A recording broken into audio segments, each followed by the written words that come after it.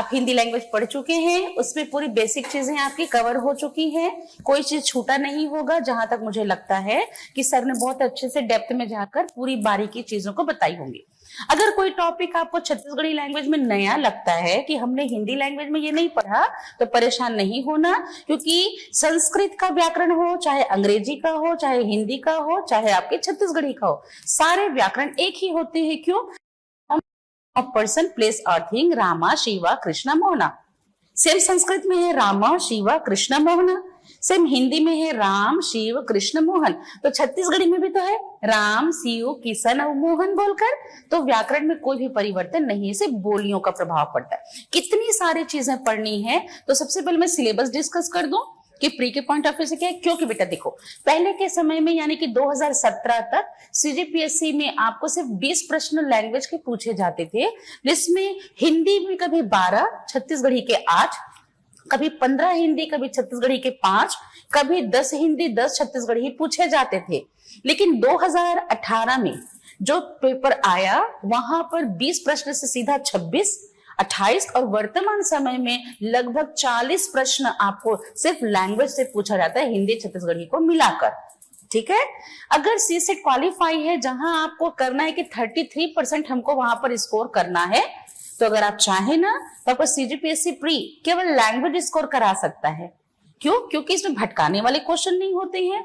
Maths और reasoning में अब के समय में इतने लंबे लंबे क्वेश्चन आने लगे हैं कि 5 मिनट तो क्वेश्चन को पढ़ने में, 10 मिनट दिमाग लगाने में और 10 मिनट उसको सॉल्व करने में लगता है। मतलब एक क्वेश्चन के पीछे 15 से 20 मिनट आपको लगते हैं। पर हिंदी और छत्तीसगढ़ी लैंग्वेज ऐसा है जो है सो है। अगर कहता है जगत धन ईश्वर से जगदीश्वर होता है, कौन सी संधि? तो व्यंजन संधि है, तो है, कोई उसमें ज्यादा खोपड़ा दिमाग लगाने का जरूरत नहीं है। इसलिए बहुत से बच्चे ऐसा सोचते हैं कि हम सी सेट को मैथ्स और रीजनिंग से क्वालिफाई कर लेंगे, बहुत अच्छी बात है। लेकिन कभी अगर क्वेश्चन पेपर आता है ऐसा, तो आप जब रीड आउट कर रहे हो ना, क्वेश्चन पेपर हाथ में आते ही ऐसे सिचुएशन में आप क्या करें कि क्वेश्चन को रीड करते समय, क्योंकि हम सबसे पहले पेपर जब दिमाग में रहता है, आता है, आधा घंटे तक हमारे दिमाग में सारी चीजें रहती है, लेकिन जहां हम पेपर सॉल्व करने लगते हैं ना, तो कुछ चीजें दिमाग से हटती जाती हैं। ऐसी सिचुएशन में आप पेंसिल उठाइए और अगर आप क्वेश्चन पेपर को रीड कर रहे हैं और लैंग्वेज के हिस्से में गए, तो हो सकता है कि उस 35 से 40 प्रश्न में हो सकता है आपके लिए 8 से 10 प्रश्न ऐसा हो जो पूरी तरह से सही हो। ठीक है, निशान लगाकर छोड़ दीजिए। फिर आप आइए मैथ्स और रीजनिंग में, जिधर आपको सॉल्व करना है उसको। जब आप सॉल्व करते रहेंगे और कोई चीज आपको भटका रहा है या लग रहा है कि बहुत ज्यादा मुश्किल हो रही है, तो तुरंत छोड़ो उसको, क्योंकि मेरे पास उधर 10 प्रश्न है ना। तब अगर आप ऐसा करेंगे तो लैंग्वेज निकल जाएगा। ठीक है, सीसेट निकल जाएगा। क्योंकि अगर आप जीएस में 200 नंबर में 198 भी ला रहे हैं और अगर सीसेट क्वालिफाई नहीं है, तो जीएस के 198 मार्क्स भी किसी काम का नहीं है। दूसरी बात, प्री की कमजोरी, अगर प्री में आपने लैंग्वेज पर फोकस नहीं किया, तो मेंस का पहला पेपर है जहां आपको 100 नंबर का हिंदी लिखना है और 50 नंबर के छत्तीसगढ़ी और 50 नंबर की अंग्रेजी। नो डाउट कि इंग्लिश में बहुत अच्छी कमांड है हमारी कि हम इंग्लिश में बहुत अच्छा कवर कर लेंगे, 50 में मेरे को 45 तो मिलना ही है। लेकिन आपको बता दूं, हिंदी भाषा में 60 नंबर तक का प्रश्न केवल वोकैबुलरी सेक्शन होता है। सोचिए कि जो दिखता है जो बिकता है। अगर कह दिया कि विद्याधनालय की संधि करके नाम लिखे और आपने विद्यालय लिख दिया, अगर कहता गगन के पर्यायवाची लिखे, आपने आसमान और नभ लिख दिया, तो नंबर तो मिलेगा ना। तो 60 नंबर केवल व्याकरण में है। वैसे ही छत्तीसगढ़ी लैंग्वेज के पेपर में 38 से 40, कभी कभी 41 मार्क्स के क्वेश्चन केवल व्याकरण खंड के होते हैं। तो उधर का 60 और इधर का 40। अगर आपने व्याकरण में ताबड़तोड़ मेहनत करके उसको स्कोर कर लिया ना, तो मान के चलिए कि लैंग्वेज के फर्स्ट पेपर में, यानी कि आपके मेंस के फर्स्ट पेपर में, जो आपकी 200 नंबर की हिंदी और छत्तीसगढ़ी और आपकी अंग्रेजी है, 60 नंबर का व्याकरण, 40 नंबर का छत्तीसगढ़ी का व्याकरण, 100 नंबर हो गया। अंग्रेजी में मान लीजिए आपको 40 मिलता है, तो 140 नंबर। समझ रहे हैं आप? क्योंकि अब तक किसी का 169 को क्रॉस करने का अभी तक मैंने नहीं सुना। एक साल आया था एक बच्चे का 169 नंबर 200 में। आज तक उसको कोई क्रैक नहीं कर पाया है, क्योंकि मैक्सिमम होता है कि 110, 112, 98, 100 नंबर, 105 नंबर इतना तक ही जा पाते हैं। क्यों? क्योंकि ये होता है कि एक तो सारे सब्जेक्ट को पढ़ने के चक्कर में हम लैंग्वेज की तरफ ध्यान नहीं देते, ठीक है।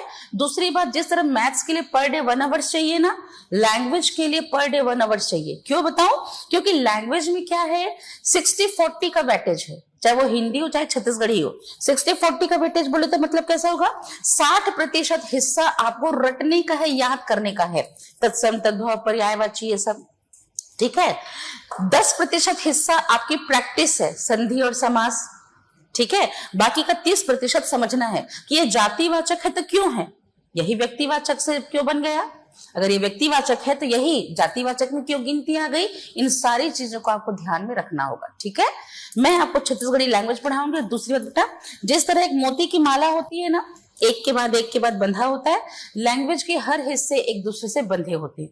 तो क्लास मिस मत कीजिएगा। एक दिन की छूटी हुई क्लास दूसरे दिन के टॉपिक को समझने में आपको प्रॉब्लम क्रिएट कर सकता है, ठीक है। तो छत्तीसगढ़ी लैंग्वेज के 2 हिस्से हैं और हिंदी लैंग्वेज के भी 2 हिस्से हैं। एक है आपका ग्रामर सेक्शन और एक है आपका लिटरेचर वर्क, ठीक है। सीजीपीएससी मेंस में लैंग्वेज में अगर देखा जाए तो हिंदी और छत्तीसगढ़ी, और प्री में हिंदी और छत्तीसगढ़ी। तो प्री में आपका सिर्फ व्याकरण खंड आता है, साहित्य खंड छूट जाता है। वैसे ही मेंस में साहित्य और व्याकरण दोनों हिस्से आते हैं। चूंकि आप प्री के स्टूडेंट हैं तो हम केवल प्री पर फोकस करेंगे, यानी हम सिर्फ कुछ छत्तीसगढ़ी की भाषा, उसका उद्भव, भाषा परिवार, बोलियां, उपबोलियां, राजभाषा आयोग और उसके बाद में केवल व्याकरण खंड। जब आप मेंस में जाएंगे तो इनके साथ में हम साहित्य का खंड, रचनाकार वगैरह सब पढ़ेंगे। तो सबसे पहली बात कि हम यहाँ पर जानेंगे कि हमको पढ़ना क्या है। तो मैं आपको क्लियर कर दूं कि हमको पढ़ना क्या है। तो सबसे पहली बात कि छत्तीसगढ़ी भाषा क्या है, कहाँ से आया, मतलब कि उसका परिचय क्या है, उसका जन्म कहाँ से हुआ, उसका नामकरण कैसे पड़ा, पूर्वी हिंदी का छत्तीसगढ़ी पर प्रभाव क्यों है। क्योंकि हिंदी की जो 5 उपभाषाएं में बांटा गया है, पूर्वी हिंदी, पश्चिमी हिंदी, बिहारी हिंदी, राजस्थानी हिंदी और पहाड़ी हिंदी, उन्हीं में से पूर्वी हिंदी से छत्तीसगढ़ी और अवधी का बघेली के साथ में जन्म, मतलब बघेली के साथ में, अवधी के साथ में छत्तीसगढ़ी का जन्म हुआ है। तो इस हिंदी का प्रभाव छत्तीसगढ़ी पर कैसे है। दूसरा, छत्तीसगढ़ के अंदर क्या कोई भाषा परिवार प्रयोग किया जाता है, क्योंकि छत्तीसगढ़ राज्य तो भारतवर्ष में मध्य प्रदेश का अभिन्न अंग हुआ करता था। तो क्या भारत के अंदर जिस तरह भाषा परिवार है, क्या छत्तीसगढ़ के अंदर भी भाषा परिवार है, उसे आपको पढ़ना होगा, ठीक है। दूसरा, यहाँ कितने प्रकार की बोलियां और उपबोलियां बोली जाती हैं, क्योंकि बोली तो मुख्य है एक छत्तीसगढ़ी, परंतु उसके अंतर्गत भाषा परिवार की वजह से गदबा, खड़िया, कोरकू जितनी है सब उपबोलियों के अंतर्गत आती है, ठीक है।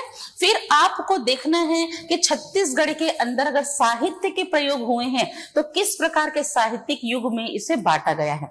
ये हिस्सा आपका छत्तीसगढ़ी साहित्य और छत्तीसगढ़ का युग विभाजन, ये आपके मेंस में चला जाता है। मतलब प्री में आपको छत्तीसगढ़ी भाषा का ज्ञान, छत्तीसगढ़ की बोलियां, उपबोलियों को पढ़ना है। ये हिस्सा आपके मेंस का है, सो हम यहां से इसको स्किप करेंगे, ठीक है। पर ध्यान रखिएगा बेटा कि यहाँ पर जो छत्तीसगढ़ साहित्य में से रचनाकार है ना, ये आपके जीएस में पूछा जाता है। क्यों पूछा जाता है जीएस में, ये तो व्याकरण आपके हिंदी भाषा का हिस्सा है, फिर उसमें क्यों पूछा जाता है। आप सभी को पता है कि छत्तीसगढ़ के जो राजनैतिक महापुरुष थे, उन राजनैतिक महापुरुषों का योगदान न केवल राजनीति में था बल्कि साहित्य में देखने को मिला, जैसे कि सुंदरलाल शर्मा, मुकुटधर पांडे, बंशीधर पांडे। अब बंशीधर पांडे तो राजनीतिक महापुरुष नहीं थे, पर सुंदरलाल शर्मा तो थे, है ना। तो इस वजह से चूंकि वो एक साहित्य के दौर पर छत्तीसगढ़ अंचल का योगदान स्वतंत्रता संग्राम में तो था, साहित्यिक गतिविधियों में अब आप बोलेंगे पद्मलाल पुन्नालाल बख्शी और गजानन माधव मुक्तिबोध, ये दोनों राजनांदगांव के दिग्विजय महाविद्यालय में थे एज अ हिंदी प्रोफेसर, पर उन्होंने वहां रहते हुए भी पूरा योगदान उन्होंने हिंदी भाषा में दिया। माखनलाल चतुर्वेदी, जिन्हें बिलासपुर के जेल में रखा गया था, उन्होंने वहां से जो पत्रिका का प्रकाशन किया, उन्होंने जो पुष्प की अभिलाषा लिखी। इसलिए जो साहित्यकार थे उनका योगदान राजनीति के क्षेत्र में भी साहित्यिक रचनाओं के माध्यम से माना जाता है। इसलिए जबकि जीएस में आपके साहित्यिक रचनाओं में से आपके रचनाकारों को पूछ लिया जाता है यह किसकी रचना है। साथ ही आपको अब यहां से पढ़ना होगा छत्तीसगढ़ी का वर्णमाला, ठीक है। छत्तीसगढ़ी की वर्णमाला, छत्तीसगढ़ी के स्वर और व्यंजन और वर्ण अक्षरों का रूपांतरण, ये आपका सबसे बेसिक नॉलेज है, ये सबसे बेसिक नॉलेज है जहां से इसको आपको शुरू करना है। इसके बाद छत्तीसगढ़ी में भी क्या विकारी शब्द हैं, क्या अविकारी शब्द है, तो 4 प्रकार के आपको विकारी शब्द पढ़ना है, यानी कि संज्ञा, सर्वनाम, क्रिया और विशेषण, और उसको कारक विभक्ति के अनुसार, काल के अनुसार, लिंग के अनुसार और वचन के अनुसार परिवर्तन करने वाले कारकों को पढ़ना है। ठीक है। तो अगर हिंदी में हम ने कहते हैं मैंने, तो छत्तीसगढ़ी में हर कहते हैं मैं हर, है ना। मुझको कहते हैं तो मोला कहते हैं। इन सारी चीजों को छत्तीसगढ़ी में भी पढ़ना है। ठीक है। छत्तीसगढ़ी के अविकारी शब्द में आपको 4 प्रकार का हिंदी की तरह ही अविकारी शब्द पढ़ना है। अब यहाँ वहां जहां तहां कहते हैं एडवर्ब ऑफ प्लेस में, तो छत्तीसगढ़ी में इहा, उहा, जी हाँ, ती हाँ, कहाँ बोलते हैं, है ना। इधर उधर कहते तो छत्तीसगढ़ी में एती ओती कहते हैं, है ना। तो फायदा ये है कि छत्तीसगढ़ी पढ़ते पढ़ते आपकी हिंदी रिपीट हो जाएगी। ठीक है। ये सबसे बड़ा फायदा होता है छत्तीसगढ़ी लैंग्वेज में कि छत्तीसगढ़ी को पढ़ते समय हिंदी हमारी रिपीट हो जाती। ठीक है। साथ में आपको छत्तीसगढ़ी के प्रीफिक्स और सफिक्स पढ़ने, यानी कि उपसर्ग और प्रत्यय। इसके बाद आता है आपका मुहावरा, लोकोक्ति और जनौला। ये आपके लैंग्वेज में भी पूछा जाता है बाबू, है ना। और ये आपका पूछा जाता है किसमें, आपके जीएस वाले में। तो हिंदी छत्तीसगढ़ी भाषा के अंतर्गत से 3 टॉपिक, यानी कि मुहावरा, लोकोक्ति पहली, और एक छत्तीसगढ़ के साहित्यकार और उसकी रचनाएं, न केवल लैंग्वेज के पोर्शन में है बल्कि इससे क्वेश्चन आपको जीएस में भी पूछा जाता है। तो 1 पंच 2 काज स्कोर करने के लिए जहां लैंग्वेज में काम आएगा वो आपको वहां भी काम आएगा। ठीक है। छत्तीसगढ़ी की संधि को डाला गया। अब आप कहेंगे कि बाबा छत्तीसगढ़ी में भी संधि होती है, कोई दिक्कत नहीं, क्योंकि संस्कृत की संधि को हम हिंदी में लाएं और हिंदी की संधि को हम छत्तीसगढ़ी में पढ़ेंगे, बशर्ते याद रखेंगे कि यहाँ किस प्रकार लेटर्स जो हैं वो कन्वर्ट हो जाते हैं। जैसे कि क्ष का प्रयोग नहीं है, छ बोलते हैं, श का प्रयोग नहीं है, स बोलते हैं, वो बस ध्यान में रखना होगा, एग्जाम्पल पूरे रिपीट हो जाएंगे। ठीक है। समास, समास पूरी तरह से आपको संस्कृत से हिंदी को फॉलो करता है। ठीक है। इस समास में आपको विग्रह नहीं पूछता, सिर्फ आइडेंटिफाई करने के लिए कहता है गरुआ कोठा में कौन सा समास है। अब आपको देखना पड़ेगा गरुआ मतलब कि जानवर, कोठा मतलब जहां वो रहता है। अब आप इसको हिंदी से रिलेट करेंगे कि लिए गौशाला, गाय के लिए शाला, मतलब वो हमारे लिए संप्रदान तत्पुरुष हुआ, तो गरुआ बर कोठा कह के संप्रदान तत्पुरुष हुआ। तो एक फायदा ये है कि संधि समास भी रिपीट हो जाएगी। ठीक है। सबसे बड़ा हिस्सा होता है आपका ये, जो आपको पूरा मगअप करने का, मतलब पूरा रटना है, याद करना है। तत्सम तद्भव, देशज विदेशज, ठीक है ना, पर्यायवाची, एकार्थी, अनेकार्थी, पशु पक्षी, फल सब्जियों के नाम, क्योंकि सीजीपीएससी मेंस में ये 10 नंबर का है। सोचिए, अगर कहता है टेहर्रा किस पक्षी का नाम है और आपने लिख दिया नीलकंठ, तो 1 नंबर मिल गया आपको। ठीक है ना। अगर लैकोरहीन कहता है तो दूध पान कराने वाली महिला कहते तो 1 नंबर मिल गया। 10 नंबर का आता है सीजीपीएससी मेंस में, सोचिए। तो सबसे ज्यादा स्कोरिंग ना लैंग्वेज है। क्लास मिस मत कीजिएगा, अदरवाइज आपको बहुत प्रॉब्लम हो जाएगी। ठीक है बेटा। ठीक। तो आज की क्लास में हम शुरू करेंगे आपके दूसरे साहित्य खंड में क्या पढ़ना होता है। तो ये चूंकि पूरी हिस्से जो हैं आपके सीजीपीएससी मेंस का है, इसलिए हम पूरा टोटली स्किप करेंगे। ये आपको कहीं ना कहीं जीएस से रिलेट कर रहा है। देखिए, छत्तीसगढ़ साहित्य का युग विभाजन, यानी आपने गाथा युग, भक्ति युग पढ़ा होगा, पढ़ेंगे या तो फिर, ठीक ना, गाथा युग, भक्ति युग, आधुनिक युग। लोक साहित्य आपने पढ़ते हैं, लोक साहित्य में आप पढ़ते हैं लोक गाथा, लोक कथा, लोकगीत, लोक नृत्य, लोक नाट्य पढ़ते हैं। इस लोक साहित्य की और विकास यात्रा कहां से शुरू हुई, कैसे ये जाके अपने वर्तमान समय में आया, विभिन्न क्षेत्र में छत्तीसगढ़ी का क्या योगदान है। तो छत्तीसगढ़ का रंगमंच पढ़ते हैं आप, समाचार पत्र पत्रिकाएं पढ़ते हैं, दूरदर्शन आकाशवाणी में छत्तीसगढ़ी का योगदान पढ़ते हैं। ठीक है। यहाँ कितने प्रकार के नाट्यकर्मी हैं पढ़ते हैं आप, छत्तीसगढ़ रंगकर्मी, नाट्यकर्मी, सिनेमा जगत को पढ़ते हैं, आकाशवाणी समाचार में पत्र पत्रिकाएं। अब समाचार पत्र पत्रिकाओं को जीएस में किस पर्पस में पढ़ते हैं कि स्वतंत्रता संग्राम में छत्तीसगढ़ में कौन सा समाचार पत्र है जिनका विशेष योगदान था, है ना।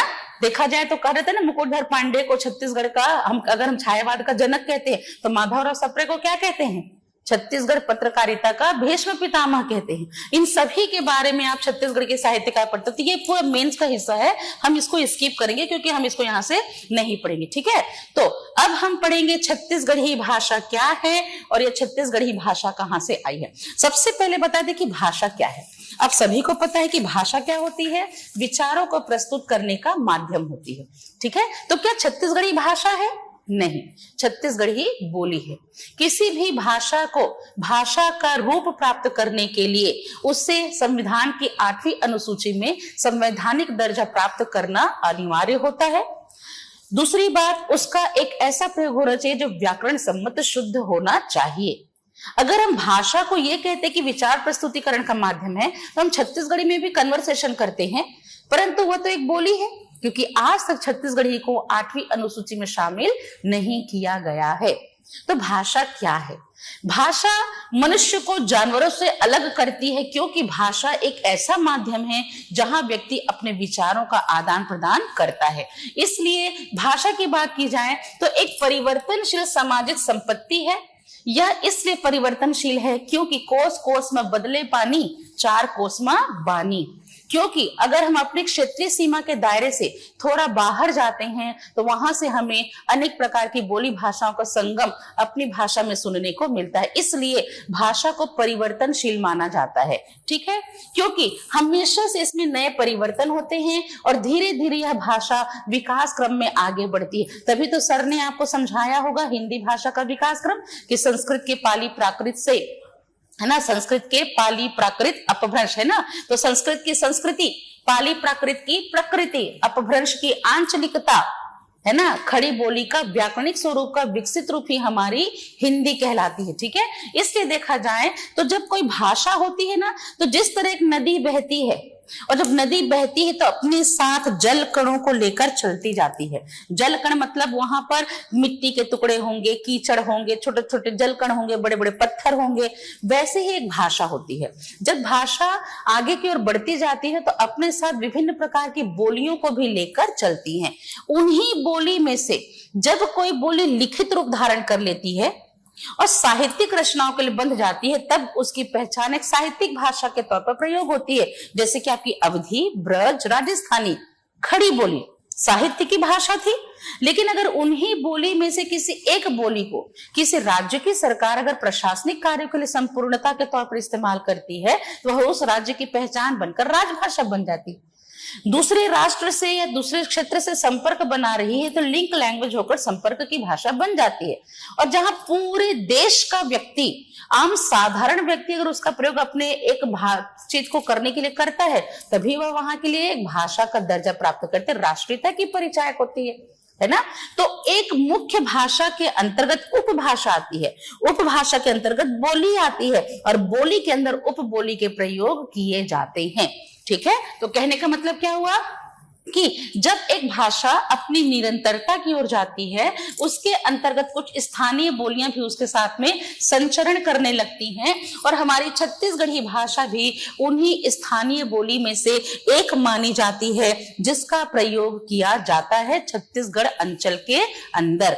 हालांकि छत्तीसगढ़ी में क्षेत्रीयता का प्रभाव है, इसलिए एक कमी होने की वजह से आज भी इसे 8वीं अनुसूची में शामिल कर पाना मुश्किल है। क्योंकि पश्चिम की ओर जाते हैं तो मराठी का प्रभाव, पूर्व की ओर जाते हैं तो उड़िया का प्रभाव, दक्षिण की ओर जाते हैं तो गोड़ का प्रभाव, और अगर हम उत्तर पूर्व की ओर जाते हैं तो बिहार की भोजपुरी का प्रभाव सुनने को मिलता है। इसलिए इसका मानक रूप को निर्धारित कर पाना थोड़ा सा कठिन है। हालांकि कवर्धा, आपके जो दुर्ग है या आपका रायपुर है, इधर के छत्तीसगढ़ी को मानक माना जाता है, लेकिन कहीं ना कहीं यहाँ चूंकि विविधता है इससे थोड़ा सा इसमें प्रभाव देखने को मिलता है। इसके आंचलिक दृष्टि से नहीं बल्कि एक अत्यंत प्राकृतिक मतलब प्राकृतिक जो संस्कृति है उसके आधार पर भी छत्तीसगढ़ अंचल का विशेष महत्व देखने को मिलता है। तो पहली बात की भाषा क्या है? भाषा विचारों के प्रस्तुतिकरण का एक माध्यम होती है। विचारों को अभिव्यक्त करने के लिए मनुष्य जिस माध्यम का सहारा लेता है उस माध्यम को भाषा कही जाती है। आप सभी को पता है कि भाषा के दो पक्ष हैं, व्यक्त भाषा और अव्यक्त भाषा।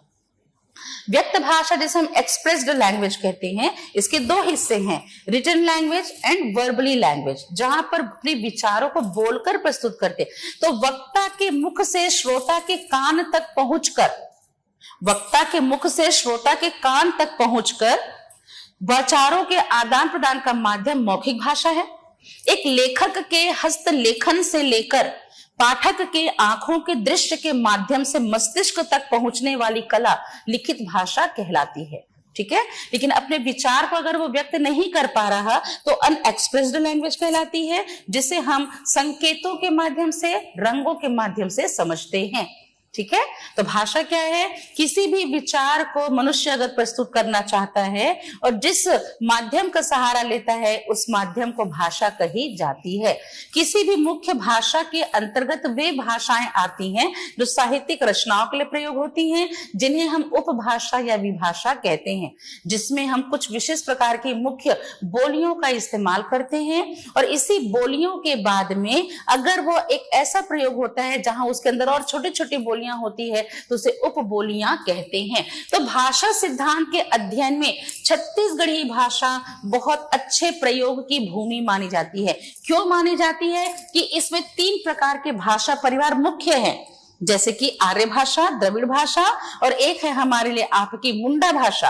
लेकिन एक और है चीन तिब्बत के शरणार्थी जो सरगुजा के मेन पार्ट में है, तो चीनी तिब्बती परिवार। तो 3 बड़ी भाषा परिवार, एक छोटी भाषा परिवार का प्रयोग छत्तीसगढ़ अंचल में सुनने को मिलता है। तो कहा जाता है कि छत्तीसगढ़ी भाषा की अगर बात की जाए तो छत्तीसगढ़ी भाषा का प्रयोग सर्वाधिक तौर पर पूरे छत्तीसगढ़ अंचल के अंदर प्रयोग होती है। इसका प्राचीन नाम जो है, अगर हम पौराणिक परिस्थिति में देखें तो इसका प्राचीन नाम जो है वो कोसली मानी जाती है, इसलिए छत्तीसगढ़ की प्राचीन बोली कोसली माना जाता है। ठीक है, दूसरी बात, छत्तीसगढ़ अंचल के अंदर इसके शुरुआत कहां से हुई? तो कहा जाता है कि 10वीं शताब्दी के लगभग जब उत्तर भारत से, क्योंकि भाषा का विस्तार और विकास जो है वो प्राचीन समय से आर्य भाषाओं से माना जाता है, तो कहते हैं जब उत्तर भारत से कुछ लोग जब इस क्षेत्र विशेष में आए तो दक्षिण की सभ्यता जो थी उसकी और उत्तर भारत के लोगों का संगम हो रहा था। उत्तर भारत और दक्षिण भारत की संस्कृति का संगम हो रहा था। उस समय उत्तर भारत से अपने आवास और दिनचर्या और दैनिक जीवन के प्रयोग के लिए कुछ लोग इस क्षेत्र में आए और यहाँ के निवासी हो गए और यहाँ रहकर उन्होंने एक समृद्धि की आकांक्षा से कुलीन जातियों के द्वारा यहाँ पर निवास किया गया। कहा जाता है कि जब ये जातियां उत्तर भारत से हमारे क्षेत्र विशेष में आई तो न केवल ये अपने साथ कला संस्कृति को लेकर आई परंतु अपने साथ बोलियों को भी लेकर आई थी और उन्हीं में से जिस संपर्क से एक ऐसी बोली का विकास हुआ था जिसे इस अंचल विशेष में कहा जाता था वो कोई और नहीं थी बल्कि वो छत्तीसगढ़ी बोली थी। छत्तीसगढ़ी का विकास कैसे हुआ अगर हम देखें तो 12वीं शताब्दी में अवधी को जानने वाले लोगों का कहना है कि यह जो छत्तीसगढ़ी है कोई विशेष तौर पर अलग नहीं है बल्कि अवधी भाषा का ही छत्तीसगढ़ का जो है वो दक्षिणी स्वरूप है। यानी कहने का मतलब है कि छत्तीसगढ़ी का व्याकरण के अंतर्गत जब इस राज्य में कुलीन क्षेत्र के राजा आए तो उस राजाओं के साथ में यहाँ पर राज कवियों का भी उद्भव देखने को मिलता है। उस समय कहा जाता है कि उस समय एक व्यक्ति थे जिसे दामोदर राव पंडित कहते हैं, आपने जीएस में पढ़ा होगा या पढ़ेंगे आप, ठीक है। जब उस समय साहित्यिक रचनाओं की गतिविधियां हो रही थी तो दामोदर पंडित दक्षिण के छत्तीसगढ़ के दक्षिण हिस्से को उन्होंने टारगेट किया और उक्ति व्यक्ति प्रकरण जब लिख रहे थे तो छत्तीसगढ़ के भाषा इकाई के तौर पर यह छत्तीसगढ़ अंचल अपने आप में ख्याति बना चुका था। इसलिए छत्तीसगढ़ का उद्भव काल जो है वो उसी समय को माना जाता है कि छत्तीसगढ़ी भाषा का और छत्तीसगढ़ राज्य का उद्भव उसी समय हुआ था। द्रविड़ भाषा के क्षेत्र में छत्तीसगढ़ी को लक्ष्य करके उन्होंने लिखा था, दृश्यते ही द्रविड़ देश जातस्य मध्य देशे बसत स्थित भाषा ज्ञाने संकेत ग्रहणे, यानी कि यह एक ऐसा क्षेत्र विशेष है जहां मध्य भारत का एक दक्षिणी हिस्सा है। मध्य भारत यानी कि मध्य प्रदेश का दक्षिणी हिस्सा है जहां विशेष प्रकार की बोली का प्रयोग जो है वो किया जाता है। एक ऐसा क्षेत्र विशेष है जहां पर दक्षिण भाषा का संगम था। भारत के दक्षिण भारत को छोड़कर केवल मध्य प्रदेश का छत्तीसगढ़, जो वर्तमान में छत्तीसगढ़ है, मध्य प्रदेश का ये ऐसा हिस्सा था जहां दक्षिण भारतीय भाषाओं का संगम हो रहा था। यही वजह है कि समुद्री घोड़े की तरह दिखने वाला हमारा छत्तीसगढ़ राज्य का दक्षिण हिस्सा 3 तरह की भाषाओं से प्रभावित है। पश्चिम की ओर जाते हैं तो मराठी मिलती है, पूर्व की ओर जाते हैं तो उड़िया मिलती है, और दक्षिण की ओर जाते हैं तो आपके दक्षिण भारतीय भाषाओं में गोंड का प्रभाव सुनने को मिलता है। इसलिए एक ऐसा क्षेत्र है जहां आर्य भाषा द्रविड़ का संगम जो है छत्तीसगढ़ अंचल में सुनने को मिलता है। एक ऐसा देश है जहां पर अगर आप देखें तो एक ऐसा क्षेत्र है जहां की जातक कथाओं में, जहां की लोक गाथाओं में, कथाओं में, नाट्य में, नृत्य में, हर जगह देवी देवता तो हैं ही, साथ ही आर्यों का, दासों का, दस्युओं का, राक्षसों का, दैत्यों का प्रभाव यहाँ की लोक अंचल में सुनने को मिलता है। न केवल लोक साहित्यिक परंपराओं में, साधारण बोल चाल में, मुहावरे लोकोक्तियों में भी इनका प्रभाव देखने को मिलता। तो यहाँ जो अंधविश्वास था कि अचरा मारना है ना, झाड़ फूंक करवाना, ये सभी हमारे लिए अंधविश्वास को प्रेरित करने वाले प्रयोग सुनने को मिलते हैं। तो छत्तीसगढ़ का उद्भव कहां से हुआ? तो कहा जाता है कि उत्तर भारत से जो लोग आवास के लिए इस क्षेत्र में आए तो कुछ कुलीन जातियों ने इस क्षेत्र में निवास किया, जो अपने साथ न केवल उत्तर भारत की संस्कृति को लेकर आई बल्कि उनके साथ एक बोली आई, और इस क्षेत्र विशेष में उनका विकास प्रचार प्रसार होने की वजह से इस अंचल विशेष में उनके उद्भव से एक बोली का जन्म हुआ, और वह कोई दूसरी बोली नहीं थी बल्कि उसे छत्तीसगढ़ी बोली ही कही जाती है। तो इसका उद्भव कहां से मानते हैं? छत्तीसगढ़ी भाषा के उद्भव की बात की जाए तो इसका उद्भव हमारी आर्य भाषा से मानी जाती है। कहा जाता है कि भारत के अंदर 3 प्रकार की हिंदी उस समय प्रयोग होती थी। राजस्थान में थी राजस्थानी, ठीक है, इसी प्रकार जिसका उद्भव अवंती भाषा से माना जाता है। साथ ही देखा जाए तो पूर्व की ओर थी हमारे लिए मागधी, और आपके पश्चिम की ओर थी शौरसेनी। कुल मिलाकर हम देखते हैं कि छत्तीसगढ़ी उद्भव है कि यह शब्द हिंदी से माना जाता है, क्योंकि 3 खंड में थी। एक थी राजस्थानी हिंदी जो राजस्थान प्रांत में थी, एक थी पूर्वी हिंदी जिसमें अवधी, बघेली, छत्तीसगढ़ी आती है, और एक थी पश्चिमी हिंदी जिसमें शौरसेनी आती है। कहने का मतलब इन्हीं में से प्राकृत भाषा की शौरसेनी के द्वारा अगर देखा जाए तो ये पश्चिम और पूर्व मागधी में बोली जाती थी, यानी कि पश्चिम की तरफ से शौरसेनी का प्रभाव। इस शौरसेनी में आपकी ब्रज भाषा, बुंदेली, बांगरू, खड़ी बोली, कन्नौजी ये सब आती है, और पूर्व की तरफ मागधी में उड़िया, असमिया, बांग्ला और बिहारी आती। दोनों के बीच में एक ऐसा क्षेत्र विशेष था जहां पर पश्चिम की शौरसेनी का भी प्रभाव था और पूर्व की मागधी का भी प्रभाव था। इन्हीं दोनों के मिश्रण से जन्म हुआ अर्ध मागधी का। हिंदी में पढ़ा होगा ना, विकास क्रम में पढ़ा था, हिंदी भाषा के विकास क्रम में, ठीक है। तो पश्चिम की ओर शौरसेनी और पूर्व की ओर मागधी के बीच एक ऐसा क्षेत्र विशेष था जिसे अर्ध मागधी कहा जाता है। और जब हिंदी का 5 वर्गीकरण किया गया तो इसी अर्ध मागधी ने किसको जन्म दिया? पूर्वी हिंदी को, जिसके अंतर्गत 3 प्रकार की बोलियों को स्थान दिया गया, अवधी को, बघेली को और छत्तीसगढ़ी को। हमेशा प्रश्न पूछता है छत्तीसगढ़ी की 2 भगिनी के नाम बताइए तो अवधी और बघेली है, छत्तीसगढ़ी की 2 सहचरी बहनों के नाम बताइए तो अवधी और बघेली है, ठीक है।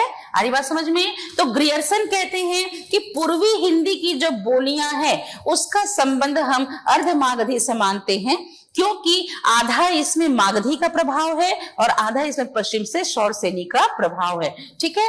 किंतु अवधी की उत्पत्ति के संबंध में एक दूसरे भाषाविद है बाबूराम सक्सेना, वो कहते हैं कि थोड़ा सा डिफरेंस है, क्योंकि पूर्वी हिंदी का संबंध अर्ध मागधी की अपेक्षा पाली से ज्यादा माना जाता है, क्योंकि मगध के क्षेत्र में पाली का प्रभाव था मगध के क्षेत्र में पाली भाषा का प्रभाव था, इसलिए ग्रियर्सन ने अगर कहा कि ये अवधि से प्रभावित है तो रेवाराम बाबू कहते हैं कि नहीं, इस पर अवधि से ज्यादा पाली का प्रभाव देखने को मिलता है, क्योंकि ये मगध क्षेत्र की अगर उसमें प्रभाव है तो पाली हम इसको मुख्य मानेंगे। इसमें सक्सेना जी की बातों को चर्चा करते हुए तिवारी जी का कहना है कि इसके मानने में अनेक प्रकार की कठिनाई है। क्यों कठिनाई है? क्योंकि हालांकि इस पे पाली का प्रभाव पड़ा है, लेकिन पाली से ज्यादा इस पर मागधी के अंतर्गत बिहार की भोजपुरिया का प्रभाव ज्यादा सुनने को मिलता है। आप अंबिकापुर सरगुजा की ओर जाइए ना, थोड़ा सा बिहारी टेक्सचर आने लगता है ना, वहां के छत्तीसगढ़ी में बिहारी स्वभाव आने लगता है, क्योंकि आधुनिक अर्ध मागधी में जितना मागधीपन है ना, उतना ही अवधि का भी प्रभाव देखने को मिलता है। अब ये सारी चीजें रिलेट करेंगी जब आप आगे पढ़ते जाएंगे ना। अभी आपको लग रहा होगा कि लैंग्वेज की क्लास मैडम हिस्ट्री क्यों पढ़ा रही है ना, पर सब चीज एक दूसरे से रिलेट करेंगी, आप देखते जाइएगा। जैसे जैसे मैंने बोला ना कि मोती की माला की तरह एक एक पॉइंट, एक एक टॉपिक एक दूसरे से संबंध रखता है, ठीक है। तो हमारा जो वर्तमान समय में व्याकरण पढ़ते हैं, हम जो छत्तीसगढ़ी व्याकरण पढ़ते हैं, और छत्तीसगढ़ी व्याकरण को, छत्तीसगढ़ी भाषा को सीजीपीएससी में रखने का मुख्य उद्देश्य क्यों है? यह तो हिंदी क्षेत्र है ना, मध्य प्रदेश हिंदी क्षेत्र है तो छत्तीसगढ़ भी हिंदी क्षेत्र है, पर छत्तीसगढ़ हिंदी क्षेत्र होकर भी छत्तीसगढ़ी सीजीपीएससी में छत्तीसगढ़ी भाषा को रखने के पीछे उनका मकसद क्या है? मकसद ये है कि आदिवासी बाहुल्य क्षेत्र है, यहाँ अगर हम बन जाते हैं डिप्टी कलेक्टर और हमारी पोस्टिंग हो जाती है कोरिया में, हमारी पोस्टिंग हो जाती है बीजापुर में, हमारी पोस्टिंग होती है कांकेर में, तो हम कैसे बात करेंगे? जिस व्यक्ति को हिंदी बोलना नहीं आता, हम कैसे उनसे कन्वर्सेशन करेंगे? ठीक है, हमारा पद है, प्रतिष्ठा है, हम एक ट्रांसलेटर अपने पास रखेंगे, हर जगह जा पाएगा क्या? क्या गारंटी उसको हर चीज आएगी? तो इतनी तो टूटी फूटी हमको चीजें समझ में आए कि उनके भावनात्मक पक्ष के, उनके समस्याओं का निराकरण हम कर सकें। इसलिए छत्तीसगढ़ी भाषा में बेसिक चीजों की जानकारी होना जरूरी है।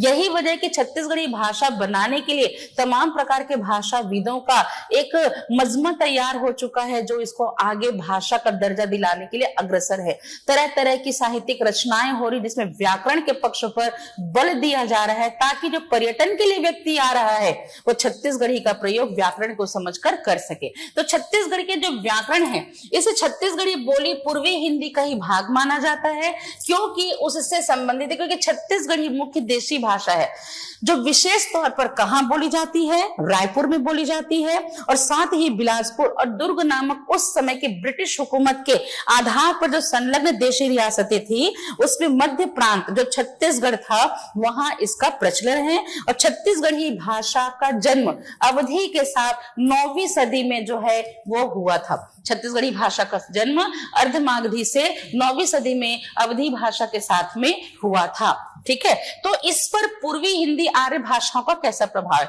ये आपको सर ने समझाया होगा हिंदी में, तो ध्यान से समझेंगे। सबसे पहली बात, हमारी भारतीय आर्य भाषा को हम 3 भाग में बांटते हैं। मैं यहाँ छत्तीसगढ़ी का उद्भव बता रही हूँ ना। हमारी आर्य भाषा को, भारतवर्ष की आर्य भाषा को हम 3 खंड में बांटते हैं: प्राचीन आर्य भाषा, मध्यकालीन आर्य भाषा और आधुनिक आर्य भाषा।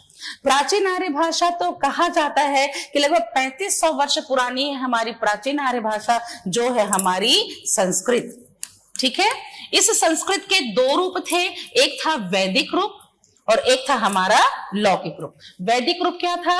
वेद पुराणों को, उपनिषदों को लिखने के लिए, धर्म ग्रंथों को, ब्राह्मण ग्रंथों को, सूत्रों को लिखने के लिए वैदिक संस्कृत के प्रयोग किए जाते थे, जो बहुत कठिन हुआ करती थी। उसका सरल, एक प्रांजल रूप, सहज रूप में लोक भाषाओं को प्रभाव को देने के लिए उसका सरलीकरण किया गया, तो वह लौकिक संस्कृत के नाम से जाना जाता है। मध्यकाल, जिसमें लोक भाषाओं का जन्म हुआ, इस मध्यकालीन आर्य भाषा में स्वयं के द्वारा वैदिक और लौकिक का मिश्रण थी हमारी प्राकृत। इस प्राकृत का पहला रूप थी हमारी पाली। इसलिए कहा जाता है कि पाली, जिसका उद्भव मगध क्षेत्र से हुआ, इसलिए पाली को मागधी कहते हैं। इसलिए पाली भाषा का प्रभाव छत्तीसगढ़ी में भी देखने को मिलता है, ठीक है। दूसरा, इसकी दूसरी शाखा जो थी आपकी अपभ्रंश। इस अपभ्रंश में इस समय 3 प्रकार की क्षेत्रीय बोलियां थी। पाली के समय में 4 प्रकार की क्षेत्रीय बोलियां हो गई, लेकिन अपभ्रंश में 7 प्रकार की क्षेत्रीय बोलियों का जन्म हुआ। इसमें थी आपकी शौरसेनी पश्चिम की ओर, पूर्व की ओर थी मागधी, ठीक है। इसके बाद देखा जाए तो पैशाची, ब्राचड़, खस और महाराष्ट्री। कहा जाता है कि छत्तीसगढ़ अंचल एक ऐसा क्षेत्र है जो मध्य प्रदेश का निचला हिस्सा है, जहां पश्चिम की ओर से शौरसेनी का प्रभाव है और पूर्व की ओर से मागधी का प्रभाव है। इस मागधी में उड़िया आती है ना, इस मागधी में उड़िया, असमिया, बांग्ला आती है ना, ठीक है। इस मागधी में उड़ीसा का सबसे ज्यादा क्षेत्र छत्तीसगढ़ को छूता है, यानी कि छत्तीसगढ़ अगर किसी राज्य की सीमा को सबसे ज्यादा दायरे तक छूता है तो वो है हमारा उड़ीसा। इसलिए पूर्व से मागधी का प्रभाव है, पश्चिमी से शौरसेनी का प्रभाव है। अब ये शौरसेनी में हमारे लिए ब्रज भाषा, बुंदेली, बांगरू, खड़ी बोली, कन्नौजी ये सब आती हैं। तो पश्चिमी शौरसेनी और पूर्वी मागधी के बीच में एक क्षेत्र विशेष जिसे नाम दिया गया अर्ध मागधी का। जब हिंदी के 5 वर्गीकरण किए गए, जिसमें विभिन्न प्रकार की बोलियों को मिलाया गया, तो 5 प्रकार की उपभाषाओं में हिंदी को बांटा गया। पश्चिमी हिंदी, बिहारी हिंदी, पूर्वी हिंदी, आपकी राजस्थानी हिंदी और पहाड़ी हिंदी।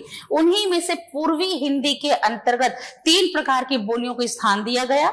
चूंकि यह छत्तीसगढ़ अवध का दक्षिणी हिस्सा है, तो संपूर्ण कौशल राज्य की वजह से अवध का प्रभाव होने से इसमें अवधी बोली, साथ में बघेल खंड के हिस्से के प्रभाव होने से बघेली और छत्तीसगढ़ी जो इस अंचल विशेष में बोली जाती है।